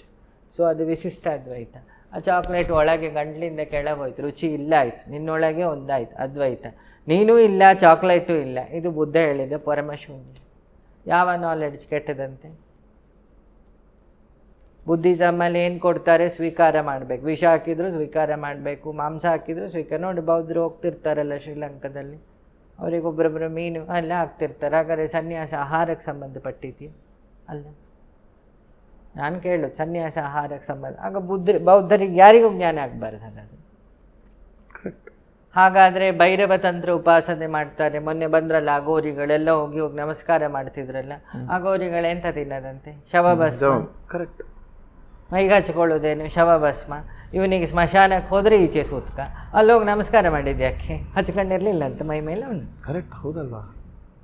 ಭಂಗಿ ಸೇರ್ತಾರಲ್ಲ ಅವರು, ಅದನ್ನು ಸಿದ್ಧಪತ್ರೆ ಅಂತೀರಿ. ಇಲ್ಲಿ ಕೇಸ್ ಹಾಕ್ತೀರಿ, ಅಲ್ಲೋಗಿ ನಮಸ್ಕಾರ ಮಾಡಿದ್ರಲ್ಲ ಅದೇ ಆಫೀಸರು. ಇದಕ್ಕೇನು ಹೇಳೋದು? ನಂಗೆ ಗೊತ್ತಿಲ್ಲ, ನನ್ನ ತಲೆಯಲ್ಲಿ ಬಂದು. No, true. ಐ ಮೀನ್ ಅವಾಗ ಸಂಸ್ಕಾರ. ಅವನು ಯಾವನಾರು ಸೇರಿದ್ರೆ ಇವ್ರು ಕೇಸ್ ಹಾಕ್ತಾರೆ. ಇವರೆಲ್ಲ ಹೋಗಿ ಅಲ್ಲಿ ಸೇತಾ ಕೂತವನಿಗೆ ನಮಸ್ಕಾರ ಮಾಡಿದರು. ಏನು ಹೇಳೋದು ಇದಕ್ಕೆ? ಅವರಿಗೆ ನಾಲೆಡ್ಜ್ ಇಲ್ವಾ? ಯಾವ ಮಟ್ಟದ ಕಾಸ್ಮಿಕ್ ಇರುತ್ತೆ ಗೋರಿಗಳ ಹತ್ರ? ಡ್ರೆಸ್ಸಿನ ಅಳಿತೀರಂತ ಹೋಗಿ ಅವರನ್ನು. ಒಂದಿಷ್ಟು ಜನ ಸ್ನಾನವೇ ಮಾಡಲ್ಲ, ಮೈಲಿಗೆ ಆಯ್ತಲ್ಲ ಇವರು ನಮ್ಮ ಒಂದು ಲೆಕ್ಕದಲ್ಲಿ ಹಾಕಿದರೆ. ಅದಕ್ಕೆ ದಿಕ್ಕನ್ನು ಅಂಬರ ಮಾಡಿದವನೇನು? I am not the body ಅಂಥೇಳಿ ನಾಲೆಡ್ಜ್ ಇದ್ದವು. ಅದು ಯಾವ ಪಂಥ ಆದರೂ ಅವನು ಗುರುವೇ. First step of knowledge, I am the body. ಅವ ಕರ್ಮ ಮಾಡ್ತಾನೆ. ನೆಕ್ಸ್ಟು ಜ್ಞಾನ, I am the soul. Next ಇದೆರಡೂ ಅಲ್ಲ ನಾನು. ಹಾಗಾದರೆ ನೀನು ಯಾರು? ನಾನು ಪೂರ್ಣ, ಐ ಆಮ್ ದ ಇನ್ಫೈನೈಟ್. ನೀನು ಹೇಳಿದ ಆ ದೊಡ್ಡ ಶಬ್ದ ಇತ್ತಲ್ಲ ಅವಧೂತ, ಅದಕ್ಕೆ ಸಂಬಂಧಪಟ್ಟ. When you become infinite, you having all the knowledge, but you don't say I am having the knowledge. ಅಲ್ಲಿ ಈಗೋ ಇರೋದಿಲ್ಲ. ನೀನು ಹೇಳಿದೆಲ್ಲ ಗುರುಗಳು ಅನ್ನೋ ಶಬ್ದ, ನಮಸ್ತೆ ಗುರು, ಅದು ಯೂನಿವರ್ಸಿಗೆ, ನಂಗಲ್ಲ. ಆ ನಾಲೆಡ್ಜ್ ಉಂಟಷ್ಟೆ. What is your connection with Venkatachala ಅವಧೂತರದು? ನನಗೆ ಎಲ್ಲ ಗುರುಗಳು, ನಾನು ಒಂದು ಹೇಳ್ತೀನಲ್ಲ, ನನಗೆ ಮೈನ್ ಇಂಪ್ಯಾಕ್ಟ್ ಮಾಡಿದ ಗುರುಗಳಲ್ಲಿ ವೆಂಕಟಾಚಲ ಅವಧೂತರಾಗಲಿ, ಚಂದ್ರಶೇಖರ ಭಾರತಿಗಳಾಗಲಿ, ಗಾಂಧೀಜಿಯ ಎಥಿಕ್ಸ್ ಆಗಲಿ. ಐ ಸೆಲೆಕ್ಟೆಡ್ ಫಿಸಿಕ್ಸಿಗೊಬ್ಬರು ಲೆಕ್ಚರ್, ಕೆಮಿಸ್ಟ್ರಿಗೊಬ್ಬರು ಲೆಕ್ಚರ್. ಮೊನ್ನೆ ಹೇಳಿದ್ವಿ 5 ಗುರುಗಳನ್ನು ಹೆಂಗೆ ಗುರುಗಳಂತ ಹೋಗ್ತೀರಿ ಅಂತ. ಅಣ್ಣ ನೀನು PUC ಸೇರ್ತಿ, ಪ್ರಿನ್ಸಿಪಾಲ್ ಒಬ್ಬ ಇದ್ದಾನೆ, ಅದಕ್ಕೆ ಬಯಾಲಜಿಗೊಬ್ಬ ಪಾಠ ಮಾಡ್ಲಿಕ್ಕೆ ಬರ್ತಾನೆ, ಕೆಮಿಸ್ಟ್ರಿಗೊಬ್ಬ ಪಾಠ ಮಾಡೋಕ್ಕೆ ಬರ್ತಾನೆ, ಫಿಸಿಕ್ಸ್ ಒಬ್ಬ ಪಾಠ ಮಾಡ್ತಾನೆ, ಒಬ್ಬ PT ಮಾಸ್ಟ್ರು ಬರ್ತಾನೆ. ಈ ಎಲ್ಲ ಸೇರಿಯಲ್ಲ ನಿಂದು PUC. ಇದರಲ್ಲಿ ಒಂದು ಫೇಲ್ ಆದರೂ ಅವನು PU ಡಮಾರ್ ಅಂತ ಹೇಳೋದು, ಸಿಟ್ಟು ಕೊಡ್ತಾರಂತ ಅವನಿಗೆ ನೆಕ್ಸ್ಟ್ ಕಾಲೇಜಿಗೆ. ನನಗೂ 5 ಸಬ್ಜೆಕ್ಟಿಗೆ 5 ಗುರುಗಳಿದ್ದರು. ಸಕ್ಕರೆಪಟ್ಟಣದವ್ರ ಹತ್ರ ಹೇಗೆ ಬದುಕಬೇಕು ಕಲಿತೆ. ಚಂದ್ರಶೇಖರ ಭಾರತಿಗಳ ಹತ್ರ ಒಬ್ಬ ಪೀಠಾಧಿಪತಿಯಾಗಿ ಎಲ್ಲ ತ್ಯಾಗ ಮಾಡಿ ಹೇಗೆ ಧ್ಯಾನ ಮಾಡೋದು ಕಲಿತೆ. ಶೃಂಗೇರಿ ಪೀಠದ ಪೀಠಾಧಿಪತಿಗಳು ಎಂಥ ದೊಡ್ಡ ಡೈನಾಸ್ಟಿ ಅಲ್ವಾ? ನಾವೊಂದು ಮನೆ ಬಿಟ್ಟರೆ ತ್ಯಾಗ ಮಾಡಿದೆ ಅಂತ. ನಮ್ಮದು ಕಾಶಿಲಿ ಬದನೆಕಾಯಿ ಬಿಟ್ಟೆ ಗೊತ್ತಾ ಅಂತ. ಬದನೆಕಾಯಿ ಮಂಗ ತಿಂತಿರ್ಲಿಲ್ಲ, ಅದಕ್ಕೆ ಬಿಟ್ಟೆ. ಬಿಡು ನೀನು ಹೆಣ್ತೀನಿ ಅನ್ನೋದು ನಾನು, ಅಲ್ವಾ? ಈ ನಿನ್ನೆ ವಸ್ತು ಯಾವುದು ಉಪಯೋಗಿಸ್ಬಾರ್ದು ಅಂತಿದೆ. ಕಾರಣ ಏನು? ಸೂರ್ಯನ ಬೆಳಕಿಲ್ಲದ ಆಹಾರ ಫರ್ಮೆಂಟ್ ಆಗಿರೋದು ತಿನ್ನಬೇಡಿ. ಆವಾಗ ಫ್ರಿಡ್ಜ್ ಇರಲಿಲ್ಲ. ಅದು ಹಿಂದಿನವರು ಹೇಳ್ತಾ ಇದ್ರು, ಅದು ತಿನ್ನುವಕ್ಕೆ ಯೋಗ್ಯ ಅಲ್ಲ, ಹಾಳಾಗಿರುತ್ತಲ್ವ, ಫಂಗಸ್ ಬರ್ತದೆ. ಈಗ ಫ್ರಿಡ್ಜ್ ಇದೆ, ಈಗ 1 ವಾರ ಇಡೀ ಉಪಯೋಗಿಸ್ತಾರೆ. ನಿನ್ನೆದು ಎಸೆಯೋದು ಅಂತಾದರೆ ಫಸ್ಟ್ ನಿನ್ನೆದು ಯಾರು? ಹಳೆಯ ವಸ್ತುಗಳು ಎಸಿಬೇಕು. ಮಕ್ಕಳು ಹಳತಾಗಿದೆ, ಹೆಂಡತಿಯು ಹಳತ ಬಿಡತ್ಲಿಕ್ಕೆ ಕಾಶಿಲಿ. ನಮ್ಮಲ್ಲಿ ಒಂದು ಏನು ಹೇಳಲ್ಲ, we don't know what the logic. ಸ್ವಲ್ಪ ದಿನ ಅಗೋರಿಗಳ ದೊಡ್ಡವರು, ಸ್ವಲ್ಪ ದಿನ ವೈಷ್ಣವರು ದೊಡ್ಡವರು, ಸ್ವಲ್ಪ ದಿನ ಶೈವ, ಎಲ್ಲರೂ ದೊಡ್ಡವರೇ ಅವರ ನಾಲೆಡ್ಜ್. ಹಾಗೆ ನೋಡೋದು ಕಲೀರಿ, ಬ್ರಾಡಾಗಿ. ಸ್ವಲ್ಪ ಮತಭೇದ ಧರ್ಮಭೇದ ಹೋಗುತ್ತೆ. ಎಲ್ಲ ಧರ್ಮದಲ್ಲೂ ಕೆಟ್ಟವರೇ ಇದ್ದಾರೆ, ಹಾಗಂತ ಧರ್ಮ ಗ್ರಂಥ ಕೆಟ್ಟದಲ್ಲ. ಇವನು ಓದಿದ್ದು ಇವನು ತಪ್ಪು. ಕರೆಕ್ಟ್. ಎಲ್ಲರೂ ರಕ್ತ ಕೊಟ್ಟಿದ್ದು ರಕ್ತ ಬ್ಲಡ್ ಬ್ಯಾಂಕಲ್ಲಿ ಇದೆಯಲ್ಲ, ಗೊತ್ತಂತ ಇವರಿಗಿದು ಜೈನರದ್ದು, ಉಗ್ರಗಾಮಿಗಳದ್ದು, ಇದು ವೈಷ್ಣವರದ್ದು, ಇದು ಬುದ್ಧನ ಬೌದ್ಧಿಸಮ್ ಅವ್ರದ್ದು, ಗೊತ್ತಾರ ಬ್ಲಡ್ ಎಲ್ಲರದ್ದು ಆಗುತ್ತೆ ಹೇಳಬೇಕು. ಅವಾಗ ಇಷ್ಟು ಜ್ಯೋತಿಷ್ಶಾಸ್ತ್ರವನ್ನು ಹುಚ್ಚಿಡದೆ ಒಪ್ಪೋ ಹೆಂಗಸರು ಈಗ ಹಾರ್ಟ್ ಆಪ್ರೇಷನ್ ಆದಾಗ ಹೇಳಬೇಕು ಡಾಕ್ಟ್ರಿಗೆ, ಇನ್ನು ರಾಹು ಕಾಲ ಮುಗಿಲಿಲ್ಲ ಡಾಕ್ಟ್ರೆ, ಒಂಚೂರು ತಡೀರಿ, 1.5 ಗಂಟೆ ಇದೆ, ಮುಗಿದ ಮೇಲೆ ಮಾಡಿ, ಅವನು ಉಳಿತಾನೆ, ಅವನ ಕಾಲ ಮುಗೀತದಲ್ಲಿ. ಮಕ್ಕಳಿಗೆ ಹೇಳಬೇಕು, ಎಕ್ಸಾಮ್ ಈಗ ಯಮಗಂಡ ಕಾಲ ನಡೀತಿದ್ದೆ, ನೀನು 1 ಗಂಟೆ ಏನೂ ಬರಿಬೇಡ, ಫೇಲ್ ಆಗ್ತಾನೆ. ನಂಗೊಂದು ನಾನು ಕೇಳಿ, use your common sense, not the intelligence. ಒಬ್ಬ ಮರ ಹತ್ತಿರುತ್ತೆ, ಮರ ಬೀಳ್ತಾ ಇರುತ್ತೆ, ಅವನಿಗೆ ಹೇಳಬೇಕು ನೀನು ಅಲ್ಲೇ ಇರು, ಇಳಿಬೇಡ, ಇನ್ನು ಯಮಗಂಡ ಕಾಲ ಆಗಲಿಲ್ಲ, ಅವನ ಯಮಗಂಡ ಶುರುವಾಗುತ್ತೆ ಬಿದ್ದರೆ. ಏನು ಹೇಳ್ತಿ? ನಂಗಂತೂ ಅರ್ಥವೇ ಆಗಲ್ಲ ಇವ್ರಿಗೆ ಏನಾಗಿದೆ ಜಗತ್ತಿನ. ಹಾಗಾಗಿ ಸುಮ್ಮನೆ ಇದ್ದೀನಿ. ಈಗ ನೀನು ಕೇಳಿ ಯಾಕೆ ಇಂಟರ್ವ್ಯೂ ಎಲ್ಲ ಕೊಡಲ್ಲ ಅಂತ, ಏನು ಯೂಸ್ ಏನು? ಸುಮ್ಮನೆ ನನ್ನ ತಲೆ ಹಾಳು ಮಾಡಿಕೊಳ್ಳಿ. ಸ್ವಾಮೀಜಿಗಳಲ್ಲಿ ಪರಮಹಂಸ ಪದ್ಧತಿಗಳಿದೆ. ದಂಡ ಸನ್ಯಾಸ, ಕರ್ಮ ಸನ್ಯಾಸ, ಸನ್ಯಾಸದಲ್ಲಿ ಜ್ಞಾನ ಸನ್ಯಾಸ, ಭಾವ ಸನ್ಯಾಸ, ಕುಮಾರ ಪರಿಭ್ರಾಜಕ ಸನ್ಯಾಸ. ವಿವೇಕಾನಂದರ ಕಡೆಯವರು ಪರಿಭ್ರಾಜ ಸನ್ಯಾಸ. ಅವರು 12 ವರ್ಷ ಸುತ್ತಬೇಕು, ಒಂದೇ ಕಡೆ ಇರಬಾರ್ದು, ಕಟ್ಟುನಿಟ್ಟು ಜಾಸ್ತಿ. ಹೇಗೆ ಬೆಂಗಳೂರಿಂದ ಶೃಂಗೇರಿಗೆ ಸುಮಾರು ದಾರಿ ಇದೆ. ಶೃಂಗೇರಿ ಅನ್ನೋದು ನಾಲೆಡ್ಜ್ ಅಲ್ವಾ, ಸರಸ್ವತಿ. ಹಾಗೆ ಕಂಪೇರ್ ಮಾಡಿ. ಇಲ್ಲಿಂದ ಬೆಂಗಳೂರು ಅನ್ನೋದು ಒಂದು ಕನ್ಫ್ಯೂಷನ್ ಸಿಟಿ, ಹುಡುಕಾಡ್ತಿರೋ ಚಿಂತಕರ ಸಿಟಿ ಅಂದ್ಕೊಳ್ಳಿ. ಇಲ್ಲಿಂದ ಎಲ್ಲ ಚಿಂತಕರೆಲ್ಲ ಹೋಗ್ತಾರೆ. ಫ್ಲೈಟಲ್ಲಿ ಹೋಗೋರು ಶಿವಮೊಗ್ಗಕ್ಕೆ ಹೋಗ್ಬೋದು, ಮಂಗಳೂರಿಗೆ ಹೋಗ್ಬೋದು, ಇನ್ನೊಂದು ಜನ ವಾಕ್ ಮಾಡ್ಕೊಂಡು ಹೋಗ್ಬೋದು, ಇನ್ನೊಂದಿಷ್ಟು ಎತ್ತಿನ ಗಾಡಿ ಮಾಡ್ಕೊಂಡು ಹೋಗ್ಬೋದು. ಇನ್ನೊಬ್ಬ ಅವನು ಇಲ್ಲಿ ನೀರು ಶಭಾವತಿಯಲ್ಲಿ ಮುಳುಗಿ ತುಂಗಾ ನದಿ ಕನೆಕ್ಟಾಗಿ ಆ ಬದಿಯಿಂದ ಈಜಿ ಹೋಗ್ಬೋದು, ಸ್ವಲ್ಪ ಸಾಹಸ ಎಲ್ಲ ಇದ್ದರೆ.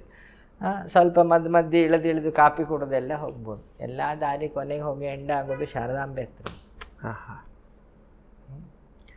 ಹಾಗಾಗಿ ಈ ಅವಧೂತ ಪಂಥದಲ್ಲೇನು, ಆರೂಢ ಪಂಥ, ಅವಧೂತ ಪಂಥದಲ್ಲಿ ಶಾಸ್ತ್ರವನ್ನು ಎಷ್ಟು ಬೇಕು ಅಷ್ಟು ತಗೊಳ್ತೀವಿ. ಮನಸ್ಸಿನ ಮಡಿ ಬಗ್ಗೆ ಅವಧೂತ ಪಂಥದಲ್ಲಿ ಜಾಸ್ತಿ ನೋಡ್ತಾರೆ, ಶರೀರದ ಮಡಿಯನ್ನಲ್ಲ. ನೀನು ಏನು ತಿಂದಿ ನಂಗೆ ಬೇಡ, ನೀನು ಹೇಗೆ ಬದುಕ್ತಿ ಹೇಳು, ಇದು ಅವಧೂತ ಪಂಥ. ಶಾಸ್ತ್ರವನ್ನು ಒಪ್ಪಿದವನು ನೀನೇನು ತಿಂದಿ ಅಂತಲೂ ಹೇಳು, ನೀನು ಹೇಗೆ ಬದುಕ್ತಿ ಅಂತಲೂ ಹೇಳು, ಎರಡನ್ನೂ ತಗೊಳ್ತೀವಿ. ಇನ್ನೊಂದು ನೀನೇನು ತಿಳ್ಕೊಂಡು ಈ ಪ್ರಪಂಚದಲ್ಲಿ, ಇದು ಅವಧೂತ ಪಂಥದಲ್ಲಿ ಕೇಳೋ ಪ್ರಶ್ನೆ. ಈಚೆ ಪಂಥದಲ್ಲಿ ಏನು, ಶಾಸ್ತ್ರೀಯ ಪಂಥದಲ್ಲಿ ಹೇಗೆ ಕೇಳ್ತಾರೆ, ನೀನು ಯಾವ ಗೋತ್ರ, ಇದೆಲ್ಲ ಕೇಳ್ತಾರೆ. ಅವಧೂತ ಪಂಥದಲ್ಲಿ ಗೋತ್ರದ ಅವಶ್ಯಕತೆ ಏನಿಲ್ಲ.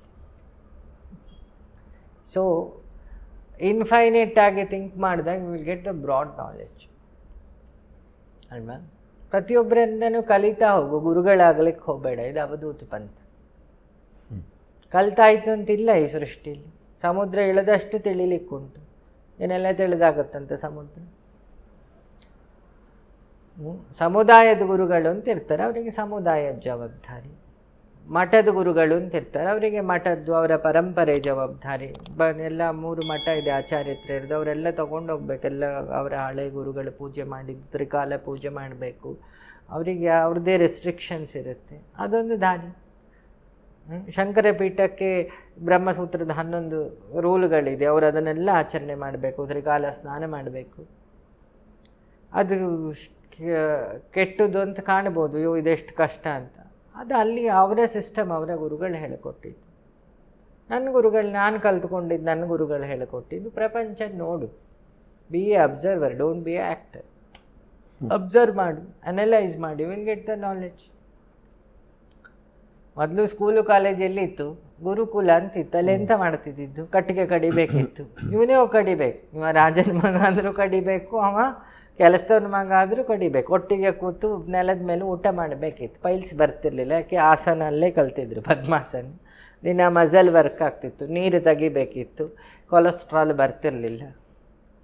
ಪ್ರಕೃತಿ ಜೊತೆಗೆ ಒಂದಾಗಿ ಬದುಕಬೇಕಿತ್ತು, ಕಾಯಿಲೆ ಬರ್ತಿರಲಿಲ್ಲ, ಸೋರಿಯೋಸಿಸ್ ಬರ್ತಿರ್ಲಿಲ್ಲ, ಮಣ್ಣಿನ ಜೊತೆಗೆ ಇರಬೇಕಿತ್ತು, ಮಣ್ಣಲ್ಲಿ ಬರಿಬೇಕಿತ್ತು, ಸ್ಟ್ರೆಂತ್ ಕ್ರಿಯೇಟ್ ಆಗ್ತಿತ್ತು ಬೆರಳಲ್ಲಿ.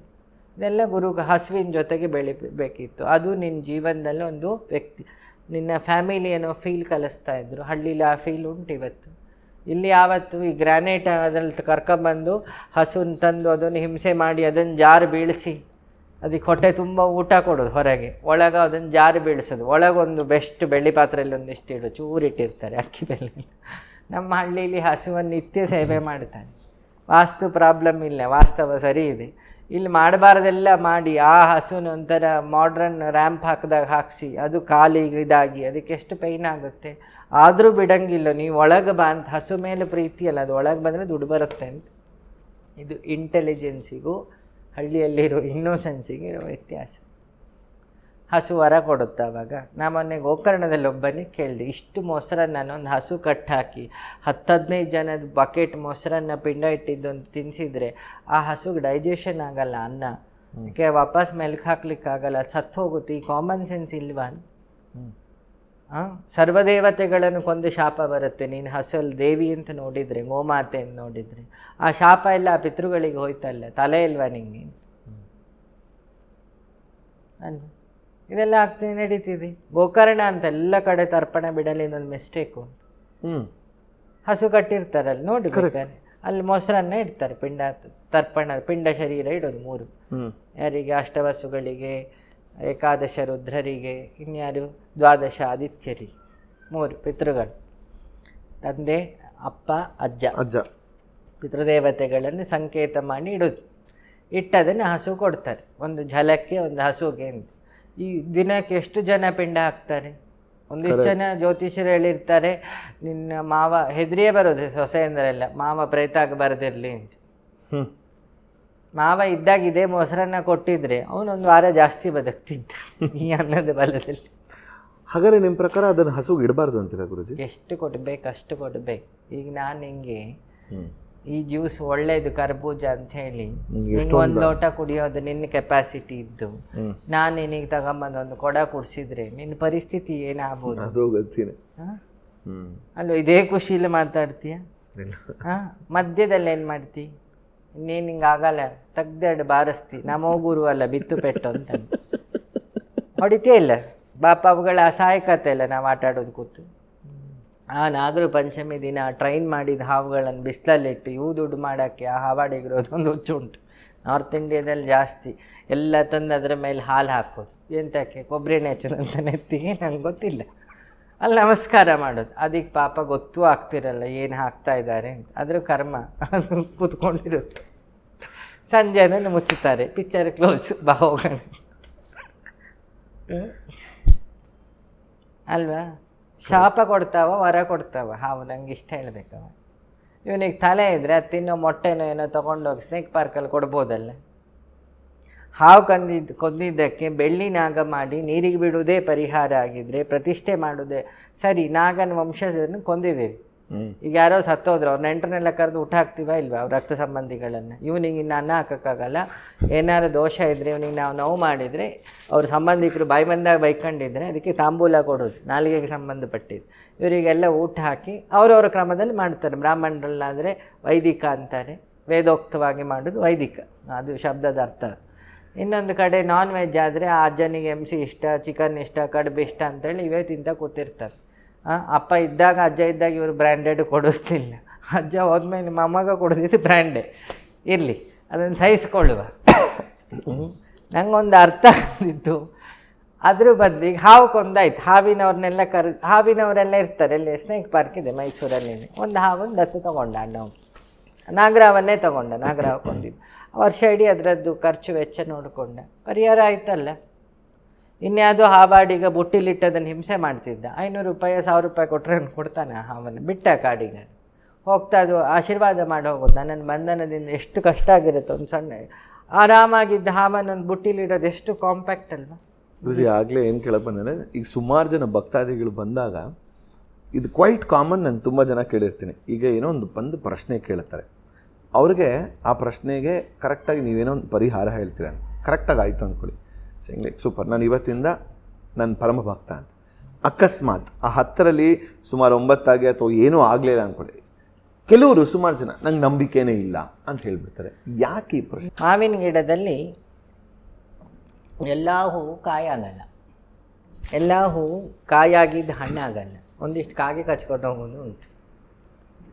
ಹಾಗೆ ಅವರವರ ಕರ್ಮ ಶ್ರದ್ಧೆಗನುಸಾರವಾಗಿ ಪ್ರಕೃತಿ ಉತ್ತರ ಕೊಡೋದು. We are all the representative of prakriti. ಅದು ನಾನು ಯಾವಾಗಲೂ ಹೇಳ್ತೀನಿ, I am the impure and imperfect media of the lord. I am trying to purification with satkarma. ಮುಗೀತು, ಲಾಜಿಕ್ ಕ್ಲಿಯರ್. ಅಲ್ಲಿ ಗುರುಗಳು ಇಲ್ಲ, ಶಿಷ್ಯರು ಇಲ್ಲ, ಒಂದು ಮೀಡಿಯಾ ಕೆಲಸ ಮಾಡ್ತಿದೆ. ನಿನ್ನ ಕ್ಯಾಮ್ರಾದ ಲೆನ್ಸ್ ಶುದ್ಧ ಇಲ್ಲ ಅಂದರೆ ಅದರಿಂದ ಏನೂ ಯೂಸ್ ಇಲ್ಲ. ಕ್ಯಾಮ್ರಾ ಉಂಟು. ಹಾಗೆ ಒಬ್ಬ ಸನ್ಯಾಸಿ ಮನಸ್ಸು ಶುದ್ಧ ಇಲ್ಲ ಅಂದರೆ ಅವನಿದ್ದರೆ ನಾಲೆಡ್ಜ್ ಸಿಗ್ಲಿಕ್ಕೆ ಕಷ್ಟ. ಲೆನ್ಸೇ ಮನಸ್ಸು. ಈಚೆ ವರ ಕೇಳೋನ ಮನಸ್ಸು ಸರಿ ಇಲ್ಲ ಅಂದರೆ ಅದು ಕಲಿಸಲ್ಲ. ಒಬ್ಬ ಮಹಾಪಾಪಿ ಬಂದ್ಬಿಟ್ಟು ಈಗ ಶಿವನಿಗೆ ರಾಮನು ಡಿವೋಟಿಯೇ, ರಾವಣನು ಡಿವೋಟಿಯೇ. ರಾವಣನಿಗೆ ಅವನ ತಪಸ್ಸಿಗೆ ಟೈಮ್ ತಗೊಂಡು ಈ ಆತ್ಮಲಿಂಗ ಕೊಟ್ಟ. ರಾಮ ಏನು ಭಾರಿ ಪೂಜೆ ಮಾಡಲಿಲ್ಲ, ಅರ್ಧ ಗಂಟೆ ಕೂತು ಪೂಜೆ ಮಾಡಿದೆ, ಪ್ರತ್ಯಕ್ಷ ಆದ. ಅದೇ ರಾವಣ ಹರಸಾಹಸ ಮಾಡಿದ್ದ ಅವನನ್ನು ನೋಡೋಕ್ಕೆ. ಯಾಕೆ ಇಬ್ಬರಿಗೆ ಆ ಟೈಮ್ ತಗೊಳ್ತು? ಭಗವಂತ ನೋಡ್ತಾನಲ್ಲ, ಇವನಿಗೆ ವರ ಕೊಟ್ಟರೆ ಏನು ಮಾಡ್ತಾನೆ ಅಂಥೇಳಿ. ಒಬ್ಬ ನಾಳೆ ಬಂದು ಮೋದಿ ಆಗ್ಬೇಕಂತಾನೆ, ಅವನು ತಲೆ ಹರಟೆ ಆಗಿದ್ರೆ ಅಲ್ವಾ? ಮತ್ತು ಕಾಂಟ್ರಾಕ್ಟ್ ಏನಿಲ್ಲಲ್ಲ ದೇವರಿಗೂ ಗುರುಗಳಿಗೆಲ್ಲ, ನೀವು ಕೇಳಿದ್ದೆಲ್ಲ ಕೊಡ್ತೀನಿ ನಾನು ಅಂತ. ಅದು ಮಾಲಲ್ಲ ಆಯಿತು, ನೀನು ಇಷ್ಟು ಪೇ ಮಾಡಿದರೆ ಹಣ್ಣು ಕೊಡ್ತೀನಿ. ಅವರವರಿಗೆ ಬಿಟ್ಟಿದ್ದು. ಒಂದೇ ದಿನಕ್ಕೆ ಜಿಮ್ಮಿಗೆ ಹೋದರೆ 6 ಪ್ಯಾಕ್ ಆಗುತ್ತೆ, ನಂಗೆ ಗೊತ್ತಿಲ್ಲ. ಇವನೊಂದು ಇಷ್ಟು ದಪ್ಪ ಹೊಟ್ಟೆ ಇಟ್ಕೊಂಡು ಇವನು ಒಂದು ದಿನಕ್ಕೆ ಇವನಿಗೆ 6 ಪ್ಯಾಕ್ ಆಗಬೇಕು. ಅದಕ್ಕೆ ಅದರದ್ದೇ ಕ್ರಮ ಉಂಟಲ್ಲ. ಸೊ ಹಾಗೆ ಮತ್ತೆ ನಾನಿನ್ನ ಡಿವೋಟಿ, ಅದು ಮೂರ್ಖತನ. ಹೆಂಡತಿ ಹೇಳಲ್ಲ, ಇವತ್ತಿಂದ ಅವನು ಮದುವೆ ಮನೇಲಿ ಹೇಳೋದು, ಇವತ್ತಿಂದ ನೀನು ನನ್ನ ಪ್ರಾಣ ಅಂತ. ಅವಳು ಹೇಳ್ತಾಳೆ, ಸರಿ ಹೇಳಿದ್ದಿ ಅಂತೇನು. ಇನ್ನು ಹೆಂಡತಿ ನಿನ್ನ ಪ್ರಾಣ ಹಿಂಡತಿ ಅಂದ್ಕೊಂಡೆ ಅವಳು ಒಳಗೆ ಬರ್ತಾಳೆ. ಮಹಾಲಕ್ಷ್ಮಿ ಬಾರಮ್ಮ ಅಂಥೇಳಿ ಅತ್ತೆ ಹೇಳ್ತಾಳೆ. ಹೌದಾ, ನಿಜ ಲಕ್ಷ್ಮಿ ಅಂತ ಕರೆದಿದ್ದು. ಮಾರನೇ ದಿನ ಕಾಪಿ ಪಾತ್ರೆ ಕೊಟ್ಟೋದಿಲ್ಲ ಅದೇ ಅತ್ತೆ, ಫೋಟೋ ತೆಗಿತಾ ಹೇಳಿದ್ಲಷ್ಟೆ. ಅಲ್ವಾ? ಗಂಡ ನಿಜ ಖುಷಿ ಪಡ್ತಾನೆ ಹೆಂಡ್ತಿನ ಹತ್ರ ಇದ್ದಾಗ. ಯಾವಾಗಲೂ ಅವಳು ದಿನ ಕೇಳಬೇಕು, ನಿನ್ನ ಫೋನ್ ನಂಬರ್ಲಿ ಹಾಕಿ ತೋರಿಸು, ನೀನು ಹೆಂಡ್ತಿ ನಾನು ಹೇಳಿದ್ದೆ ಬಟ್ಟೆ ಹಾಕಬೇಕು ಚಿನ್ನು, ಶುರುವಾಗೋದು. ಆಮೇಲೆ ಹಾಕ್ರಿ, ನಾನು ತಂದಿದ್ದು ಹಾಕಬಾರ್ದು ಅಂತ ಏನುಂಟು, ಬೇರೆ ಯಾರು ಇದ್ದಾಳ ತಂದು ಕೊಡೋಕ್ಕೆ. ನೆಕ್ಸ್ಟ್ ಡೈಲಾಗ್ ಅಲ್ಲೇ ಇತ್ತು, ಅದು ಹಿಡನ್ ಡೈಲಾಗ್, ಅದು ಒಳಗೆ ಇತ್ತು, ಹೊರಗೆ ಬಂದಿದ್ದಷ್ಟೆ. ಯಾವುದೇ ಗುರುಗಳ ಹತ್ರ ಅದಕ್ಕೆ ಹೇಳಿದ್ದು, ಗುರುವಿಗೆ ಶಿಷ್ಯ ಬಂಧನ, ಗಂಡನಿಗೆ ಹೆಂಡತಿ ಬಂಧನ, ಒಬ್ಬ ಆ್ಯಕ್ಟರಿಗೆ ಆ್ಯಕ್ಟ್ರೆಸ್ಗಳು ಅವನ ಗರ್ಲ್ಫ್ರೆಂಡ್ಗಳು ಬಂಧನ, ಒಬ್ಬ MLAಗೆ ಅವನನ್ನು ಹೊಗಳೋ ಫಾಲೋವರ್ಸೇ ಬಂಧನ, ಬೇರೆ ಯಾರನ್ನು ಅವರೇ ಗುಂಡಿಗೆ ಹಾಕು. ಅಲ್ವಾ? ಅಲ್ಲಿ ಡಿವೋಟಿಯೂ ಇಲ್ಲ, ಡಿವೋಷನ್ನೂ ಇಲ್ಲ. ನೀನು ಹೇಳಿದ್ದ ಡಿವೋಷನ್ ಅದು ವ್ಯವಹಾರದ ಮೇಲೆ ನಿಂತಿರೋ, ಟ್ರಾನ್ಸಾಕ್ಷನಲ್. ನಂಗೆ ಇದು ಬೇಕು, ನಿಂಗೆ ಅದು ಕೊಡ್ತೀನಿ. ಗಣಪತಿಗೆ ಇವನು ಕೇಳಿದ 30 ಕೋಟಿ, ಇವನು ಗಣಪತಿಗೆ ಡೀಲ್ ಇಟ್ಟಿದ್ದು 30 ರೂಪಾಯಿ ಮೈದೆ ಇಟ್ಟಿದ್ದು ಮೋದಕ. ದೇವಸ್ಥಾನದವರು ಅದಕ್ಕೆ ಚಾರ್ಜ್ ಹಾಕಿದ್ದು 3000 ರೂಪಾಯಿ. ಅದು ಹೇಗೆ? ನಮ್ಮ ಹಳ್ಳಿಲಿ ಮೋದಕಕ್ಕೆ 100 ರೂಪಾಯಿಗೆ ನಡೀತದೆ 21 ಮೋದಕ. ಬೆಂಗಳೂರಿಗೆ ಬಂದ ತಕ್ಷಣ ಅದು 2000 ರೂಪಾಯಿ ಆಗೋದು ಹೇಗೆ? ನೀವು ಬೇರೆ ಯಾವ್ದಾರು ದೇಶದಿಂದ ಮೈದೆ ಇಟ್ಟು ತಂದು ಮೋದಕ, ಗಣಪತಿಗೆ ತಲೆ ಇಲ್ಲ ಅಂತ, ಅವ ವಿದ್ಯಾಧಿಪತಿ, ಅವನು ನಿಮಗೆ ತಕ್ಕ ಪಾಠ ಕಳಿಸ್ತಾರೆ ಅಲ್ವಾ? ಕೃಷ್ಣ ಹೊಲ್ದಿದ್ದು ಯಾರಿಗೆ? ದುಡ್ಡಿದ್ದವನಿಗೂ ಮಧ್ವಾಚಾರ್ಯರಿಗೆ ಉಡುಪಿಲಿ ಒಂದು. ನಾರಾಯಣ ಹೊಲ್ದಿದ್ದು ಯಾರಿಗೆ? ತಂಬೂರಿ ಹಿಡಿದ ಅನ್ನಮಯ್ಯನಿಗೋ ಚಿನ್ನ ಎಲ್ಲ ಹಾಕ್ಕೊಂಡು ಹೋದವರಿಗೆ ಅಲ್ಲಿ. ಶಿವ ಹೊಲ್ದಿದ್ದು ಯಾರಿಗೆ? ಕಾಳಹಸ್ತಿಯಲ್ಲಿ ಬೇಡ ಆದ ಕಣ್ಣಪ್ಪನಿಗೋ ಅಂತ ಆಡಿಯಲ್ಲಿ ಬಂದವರಿಗೂ. ಕೊಲ್ಲೂರಲ್ಲಿ ಫಸ್ಟ್ ಅನುಗ್ರಹ ಮಾಡಿದ್ದು ಯಾರಿಗೆ ಅವಳು? ದೇವರ ಪ್ರೀ ಹಿಸ್ಟ್ರಿಯನ್ನು ನೋಡಿ ಎಲ್ಲ ಸಿಗ್ತದೆ ಉತ್ತರ. ಆದರೆ ಅಗತ್ಯ ಇರೋದು ನಿನ್ನ ವಸ್ತು ಅಲ್ಲ. ನಾನು ಹೇಳಿದ್ದು ಗುರು ನೋಡೋದು ಅವನ ಶ್ರದ್ಧೆ. ವಸ್ತುವಿನ ಕಡೆ ಗಮನ ಇದ್ದರೆ ಅವನ ಗುರುಗಳಲ್ಲ. ವಾಸ್ತು ಮತ್ತು ವಾಸ್ತವಿಕತೆ ಅಷ್ಟೇ. Money makes many, money doesn't gives honey. ಒಂದು ಲಾಜಿಕಲ್ಲಿ ಎಲ್ಲ ಉತ್ತರ ಉಂಟು, ಬೇಕಾದ್ರೆ ಹುಡುಕೋದು. ಗುರುಜಿ, ಧ್ಯಾನ ಮಾಡೋದಕ್ಕೆ, ಒಂದು ಮೆಡಿಟೇಷನ್ ಮಾಡೋದಕ್ಕೆ ಈಗ ನೀವು ಹೇಳ್ಬೇಕಾದ್ರೆ ಇನ್ನು ಒಂದು ಫಾಸ್ಟ್ ಪೇಸ್ ಲೈಫಲ್ಲಿ, ಐ ಮೀನ್ ಇದು ಧ್ಯಾನ ಮಾಡ್ತಿಲ್ವ ಯಾರೀಗ? ಇಲ್ಲ, ಮಾಡ್ತಿರ್ಬೇಕಾದ್ರೆ ಆಲೋಚನೆಗಳು ಬರೋದು, ಬೇರೆ ಬೇರೆ ಆಲೋಚನೆಗಳು ಬರೋದು. ಒಬ್ಬಳು ಹುಡುಗಿನ ಭಾರಿ ಪ್ರಾಣದಕ್ಕಿಂತ ಅವಳು ನನ್ನ ದಿಲ್ಲು ಒಳಗಿರೋ ರಕ್ತ ಎಲ್ಲ ನಿಜವಾಗ್ಲೂ ಅವಳು ಇವನ ರಕ್ತ ಕಾರಿಸ್ತಾಳು ಒಂದಿನ, ಅದು ಬೇರೆ ಅಂತ ಎಲ್ಲ ಫೀಲ್ ಮಾಡಿ ಪ್ರೀತಿಸ್ತಾರಲ್ಲ. ಹೌದು ತಾನೇ. ಅವನಿಗೆ ಅವಾಗ MG ರೋಡಲ್ಲಿ ಹೋಗ್ತಿದ್ದೀನಿ, ಕಾಲೇಜಿಗೆ ಹೋಗ್ತಿದ್ದೀನಿ, 24 ಗಂಟೆ ಅವಳ ಯೋಚನೆ ಬರ್ತಿರುತ್ತೆ, ಅದೇ ಉಪವಾಸ. ಇನ್ನೊಬ್ಬ ಶೇರ್ಸಿಗೆ ದುಡ್ಡು ಹಾಕೋನವನಿಗೆ ನೀನು ತಿರುಪತಿ ಕರ್ಕೊಂಡೋಗಿ ದೇವ್ರು ಕಾಣ್ತಿದ್ದಾನೆ ನೋಡು ಅಂದರೆ ಅವ್ನು ಸಂಜೆ ಶೇರ್ಸ್ ಏನಾಗುತ್ತೆ ಅನ್ನೋದೇ ಚಿಂತೆ. ಮಧ್ಯದಲ್ಲಿ ಒಂದು ವೆಂಕಟರಮಣ ನೋಡ್ತಾನೆ, ಅಲ್ಲೂ ಹೇಳ್ತಾನೆ ಶೇರ್ಸ್ ಒಂದು ಚೆನ್ನಾಗಿಡು ವೆಂಕಟರಮಣ, ಅದರಲ್ಲಿ ನಿಂಗೊಂದು ಶೇರ್ ಕೊಡ್ತೀನಿ. ಅಲ್ವಾ? ಒಬ್ಬ ರಾಜಕಾರಣಿ ನೀನು ಯಾವುದೇ ದೇವಸ್ಥಾನಕ್ಕೆ ಕರ್ಕೊಂಡೋಗು, ಇಲ್ಲೇನೋ ಅದ್ಭುತ, ಅವನಿಗೆ ಅದೆಲ್ಲ ಅಲ್ಲ, ನಾನು ಎಲ್ಲಿ CM ಆಗ್ತೀನಿ ಆ ಜಾಗ ಹೇಳಿ. ಕರೆಕ್ಟ್. ನೋಡು, ಇವತ್ತು ಪ್ರಪಂಚ ಧ್ಯಾನ ಇದು ಅದು ಅನ್ನೋ ಹೆಸರಲ್ಲಿ ಆಡ್ತಾ ಇರೋದು. ನಿಮ್ಮ ಭಯವನ್ನಿಟ್ಕೊಂಡು ಒಂದಿಷ್ಟು ಜನ ಆಡ್ತಾ ಇದ್ದಾರೆ, ಅದನ್ನು ಹುಡುಕಿ ಸಾಕು. ಮನುಷ್ಯನ ಭಯವೇ ಇನ್ವೆಸ್ಟ್ಮೆಂಟ್ ಆಗಿ, ಆ ಭಯವನ್ನು ಬಿಟ್ಟವನು ಯಾರ ಹತ್ರನೂ ಮಕ್ಕರಾಗಲ್ಲ. ನೀ ಕೇಳಿದೆಲ್ಲ ಅವಧೂತ ಅಂದರೆ ಏನು? ಅವನಿಗೆ ಭಯ ಇರೋದಿಲ್ಲ, ಅವನೆಲ್ಲವನ್ನು ಸ್ಮೈಲಿಯಾಗಿ ತಗೊಳ್ತಾನೆ. ಒಬ್ಬರಿದ್ರು ಹಾಗೆ ನಮ್ಮೆಲ್ಲರ ಎದುರುಗಡೆ, ನಮಗೆ ಗೊತ್ತಾಗಲಿಲ್ಲ ಅಷ್ಟೇ, ಸಿದ್ದೇಶ್ವರ ಸ್ವಾಮಿಗಳು ತೀರೋದ್ರಲ್ಲ. ಓ ವಾಹ್,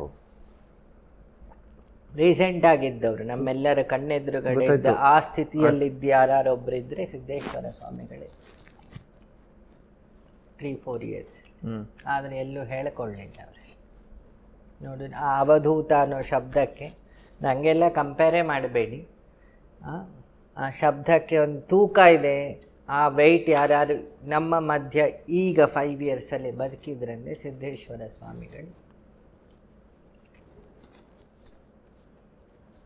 ಅವರನ್ನು ಅನಲೈಸ್ ಮಾಡಿ, ಆವಾಗ ಅವಧೂತ ಏನು ಅಂತ ಗೊತ್ತಾಗ್ತದೆ. ಅವರ ಬದುಕನ್ನು ಅನಲೈಸು ಅಧ್ಯಯನ 2 ಮಾಡಿ.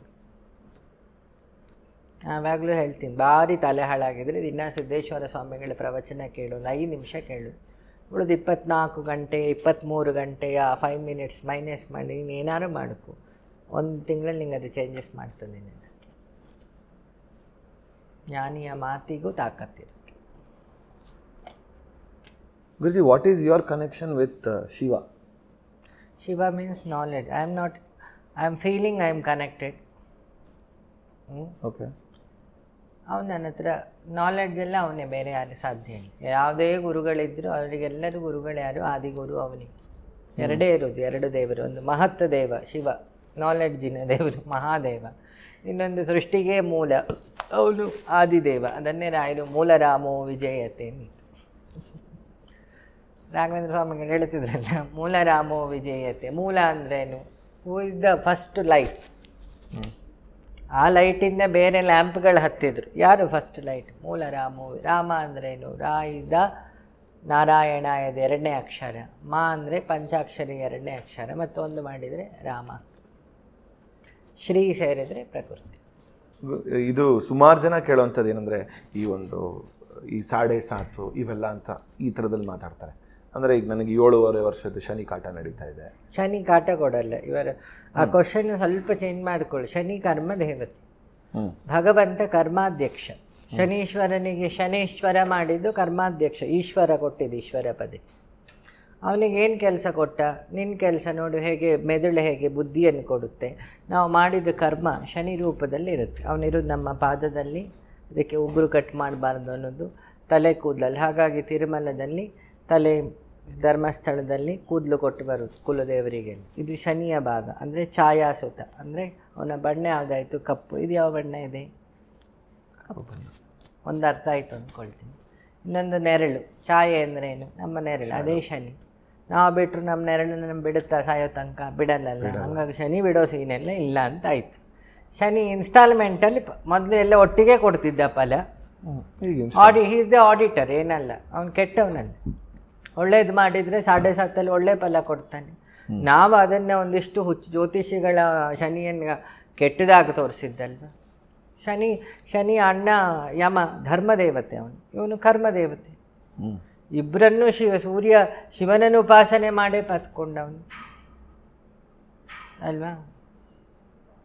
ಹಾಗಾಗಿ ಅವನೇನು ಮಾಡ್ತಾನೆ, ಒಬ್ಬ ಜೀವನದಲ್ಲಿ ಅಥವಾ ಜಾತಕನೋ ಸೈನ್ಸ್ ನೋಡಿದರೆ, ಜ್ಯೋತಿಷ್ಯ ಪೂರ್ತಿ ಕ್ಲೀನ್ ತಿಳಿದವನು, ಅದಕ್ಕೆ ಹೇಳಿದ್ದು ಜ್ಯೋತಿಷ್ಯದ ವಿರೋಧಿ ಅಲ್ಲ ನಾನು, ಜ್ಯೋತಿಷ್ಯ ಕಲಿದಿದ್ದವ್ರ ವಿರೋಧಿ, ಡಾಕ್ಟ್ರ ವಿರೋಧಿ ಅಲ್ಲ. ಈ ಫಸ್ಟ್ ಇಯರ್ ಫೇಲ್ ಆದವನಿಗೂ ಡಾಕ್ಟ್ರ್ ಅಂತಾನೆ, ಸೆಕೆಂಡ್ ಇಯರ್ ಫೇಲ್ ಆದವನು ಡಾಕ್ಟ್ರ್ ಅಂತಾನೆ, ಕಳ್ ಸರ್ಟಿಫಿಕೇಟ್ ಮಾಡಿದವನು ಡಾಕ್ಟ್ರ್ ಅಂತಾನೆ. ಅವನ ಹಣೆ ಬರ ಗೊತ್ತಾಗೋದು ಓಟಿಗೆ ಹೋದಾಗ. ಜ್ಯೋತಿಷ್ಶಾಸ್ತ್ರ ತಿಳಿದಿದ್ದಾನೆ ಇಲ್ವಾ ಗೊತ್ತಾಗೋದು ಜ್ಯೋತಿಷ್ಯ ತಿಳಿದ ಜ್ಞಾನಿ ಅವನಿಗೆ ಪ್ರಶ್ನೆ ಹಾಕಬೇಕು.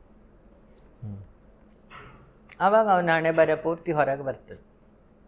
ಇದನ್ನೆಲ್ಲ ತಿಳಿಯುವ ಕಾಮನ್ ಸೆನ್ಸ್ ಇಲ್ಲ ನಮ್ಮ ಹೆಂಗಸರಲ್ಲಿ, ಗಂಡಸರಲ್ಲೂ ಇಲ್ಲ. ಸಾಲ ಮಾಡಿದ ಉಂಗುರ ಹಾಕ್ದ ಹೋಗಿ ಎಂತ ಆಗುತ್ತೆ, ಇನ್ನೊಂದು ಸಾಲ ಆಯ್ತು ಅಷ್ಟೆ. ಅವನು ಉಂಗುರ ಹಾಕಿದ್ನ ಅಣ್ಣ ಬಕ್ರ ಆದ ಅಂತ ಗೊತ್ತಾಯ್ತು, ನೆಕ್ಸ್ಟ್ ಬಳೆ ಕಡೆ ನೋಡ್ತಾನೆ, ಚಿನ್ನದ ಬಳೆ. ನೆಕ್ಸ್ಟು ಇನ್ನೊಂದು ಪರಿಹಾರ ಹೇಳಿ, ಪರಿಹಾರ ಆಯಿತು, ಬಳೆ ಅವನಿಗೆ ಹೋಯ್ತು, ಅವನ ದುಃಖ ಪರಿಹಾರ ಆಯ್ತು, ಸರಿ ಇದೆ.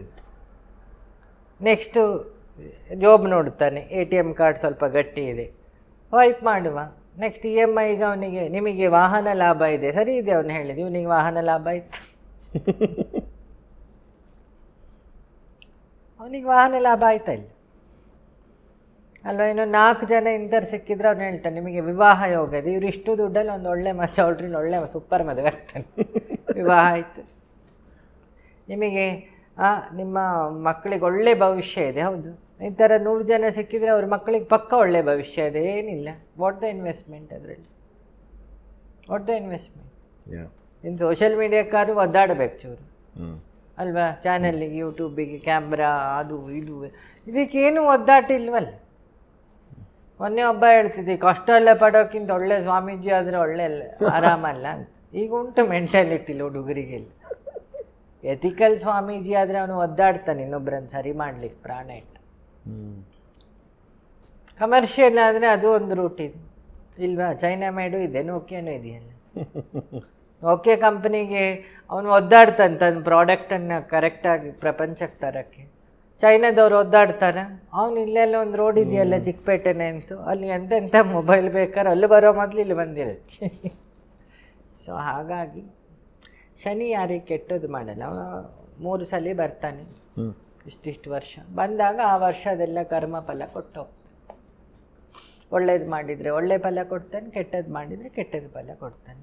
ಇಲ್ಲಿ ದುಡ್ಡು ಅವನ ಹತ್ರ ವರ್ಕ್ ಆಗಲ್ಲ, ಅದೇ ದೊಡ್ಡ ತಲೆ ಬೇಸಿ. ಇಲ್ಲೆಲ್ಲರೂ ದುಡ್ಡಿಂದ ಮುಚ್ಚಾಕ್ತೀರಿ, ಅಲ್ಲೆಲ್ಲಿಂದ ಮುಚ್ಚಾಕು.